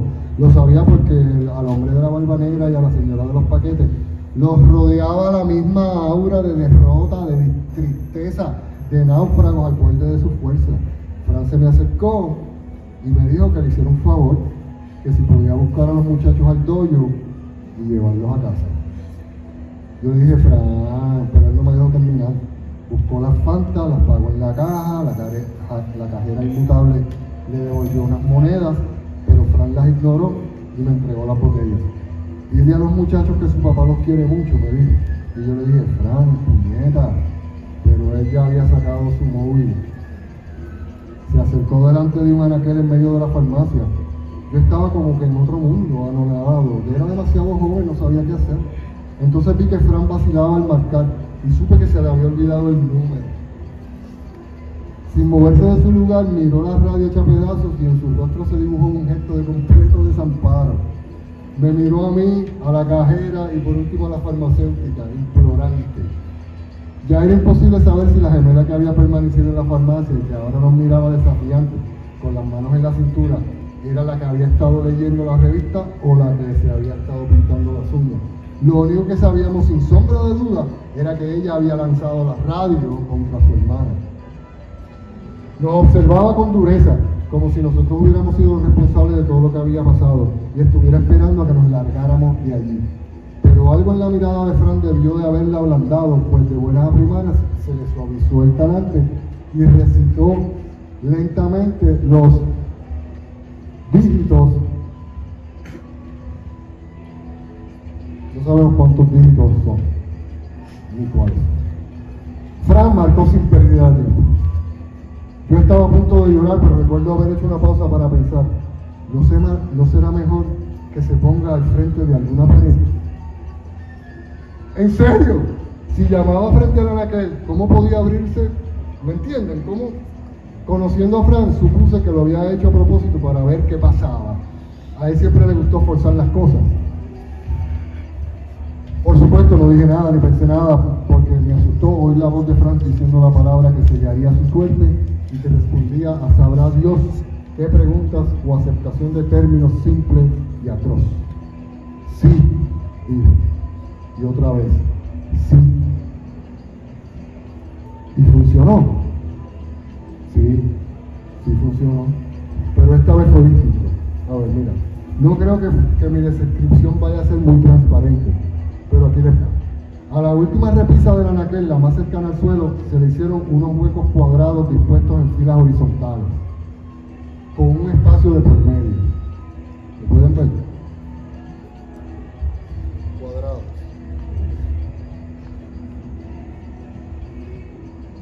Los huecos de ninguna de las filas coincidían con los huecos de las demás, de manera que esa última repisa del anaquel parecía un tablero de ajedrez. ¿Y qué se veía a través de esos cuadritos? Una luz cegadora, por supuesto. Ya, por supuesto. Continúo. Cuando digo que se le hicieron unos cuadritos a esa última repisa, quiero decir que se le hicieron a las cosas que había en la repisa, además de a la repisa misma y al panel trasero del anaquel. No sé si me comprenden. Como si careciera de profundidad, como si las cosas en la repisa y el fondo del anaquel estuvieran pintados sobre una superficie plana. A los pocos segundos, los espacios de entre los cuadros, que también eran cuadrados, esos espacios a través de los cuales todavía se podía ver la repisa, también empezaron a brillar, hasta que toda la repisa se convirtió en un rectángulo de luz. Exacto. Era un rectángulo angosto, horizontal, a ras del suelo, y Fran tuvo que tenderse de espaldas. Yo me lancé tras él, le dije, Fran, por favor. Lo agarré por el brazo y le dije, Fran, nene. Pero Fran me dedicó una mirada, no sabría cómo describirla. Le solté el brazo. De manera que usted estuvo allí cerca de la abertura. ¿Pudo ver algo? Sí, vi y también oí. Díganos primero lo que vio. Vi muchísimas piernas. Piernas. Gente, muchísima gente de pie. Pero yo solo veía sus piernas. Recuerden que estábamos con la cara en el piso. Ah, y también había un gran butacón de oficina. Una butaca. Sí, ya lo sé, pero estoy seguro. Había una butaca giratoria, una enorme butaca de escritorio, con una base en cruz, sin ruedas, como un pedestal. Perfecto. ¿En qué lugar estaban? ¿Cómo era? Era infinito. No me piden que lo explique. Nos dijo que también oyó algo. ¿Qué otro? Algo que aún hoy me quita el sueño por las noches y me llena de una inquietud maldita por el día. No saben cuánto me arrepiento de haber metido las narices donde no me habían llamado. ¿Me correspondía a mí acaso retener a Fran? ¡Coño! ¿Qué dijeron? ¿Y quién? Imposible saber quién lo dijo, pero era una voz de mujer. Dijo, desde aquí se ve todo, los vemos a todos. Ya. Lo dijo con el tono de quien da una noticia sorprendente, una noticia que tiene como propósito entusiasmar al que la escucha, contagiarlo de su alegría. Y sin embargo, ¿qué? Y sin embargo pensé mucho después que no se trataba de eso. Esa voz no intentaba dar una información literal. Ella no quería que se supiera eso exactamente. Ella había dicho eso, no para expresar lo que significaban esas palabras, sino para comunicar lo que quedaba dicho, pero que solo podía ser dicho de esa manera. Me temo que va a tener que explicárselo. Al decir lo que dijo, ella realmente lo que dijo fue: estamos en un punto de ventaja, estamos colocados en un sitio mejor, un sitio desde el cual se ve este otro, aún más, un sitio que contiene este nuestro. Pero sobre todo, ella lo que quiso decir era que aquel era el sitio real, que este era una especie de malentendido. Le ha dedicado a usted mucha reflexión al incidente, por lo que podemos apreciar. Tiempo no me ha faltado, y eso no es todo. Recordé lo que anteriormente había dicho la voz de él en la radio. todo ha sido un error. Puede que estuviera diciendo la verdad, pero me dio la sensación al oír las palabras de la mujer de que no era un error grave, que todo se solucionaría eventualmente, que no se trataba de una tragedia, como si de visita en otra casa hubiéramos derramado agua sobre la alfombra. Es un inconveniente, es un poco embarazoso, pero no es el fin del mundo. Muy bien. Fran se deslizó de espaldas por la abertura como si se estuviera metiendo debajo del anaquel. Me recordó a un mecánico deslizándose bajo un carro. Una vez dentro, el proceso de los cuadritos recomenzó, pero a la inversa, hasta que todo quedó tal cual era originalmente. El resto de la historia ya la conocen. Todos los problemas, la denuncia, la investigación policial, las acusaciones de mi hermana, las lágrimas de los niños. Afortunadamente, el tiempo lo sana todo. Yo fui absuelto, mi hermana me ha perdonado, aunque jamás me ha creído mi historia, y los niños ya son adultos, padres de familias responsables y profesionales de éxito. La farmacia y todo ese bloque fueron arrasados por los desarrollistas, gracias a Dios. Ahora allí hay una mega plaza comercial. Muchísimas gracias. Eso es todo. Ha sido usted muy paciente y su cooperación ha sido increíblemente valiosa. Nos marcharemos ahora. De nada.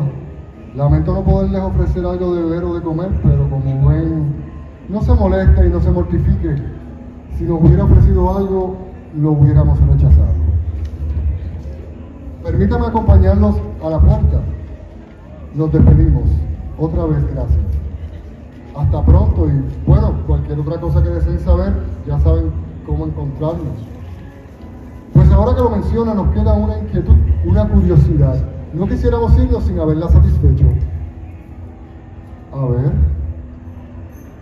Evidentemente usted se ha memorizado ese número. El número que... Sí, así es. Imposible olvidarlo. Se los dice. Pero yo no lo voy a decir aquí porque no van a usar. Y se va a formar un repertorio aquí que todo el mundo largándose para allá. Ya. Lo que quisiéramos saber es si alguna vez se ha visto tentado de marcarlo. Muchas veces. Incontables veces. ¿Y por qué no lo hace? La razón es bastante estúpida, pero si de verdad la quieren saber, queremos oírla. Díganos, ¿por qué no lo hace? Porque por nada del mundo quiero oír las preguntas a las que Frank y los demás contestaron que sí. Hace bien. Buenas noches.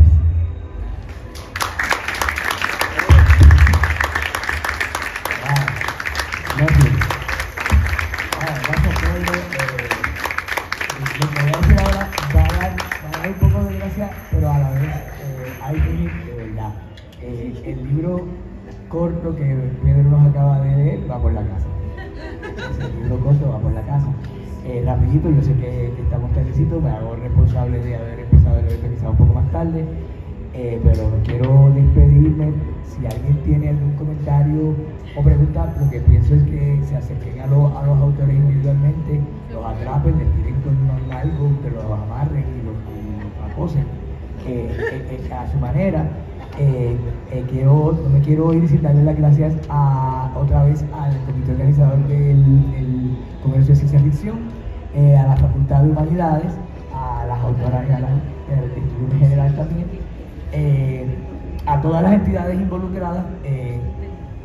También quiero decirles que imagino que a esta hora ya un poco tarde, pero que tenemos una exposición temática de ciencia ficción parabólica, va a estar aquí un rato. Por favor, vuelvan a visitarnos. Gracias una vez más a Ana Rosa y a Charles y a la Casa de los Contrafuertes, que es su casa.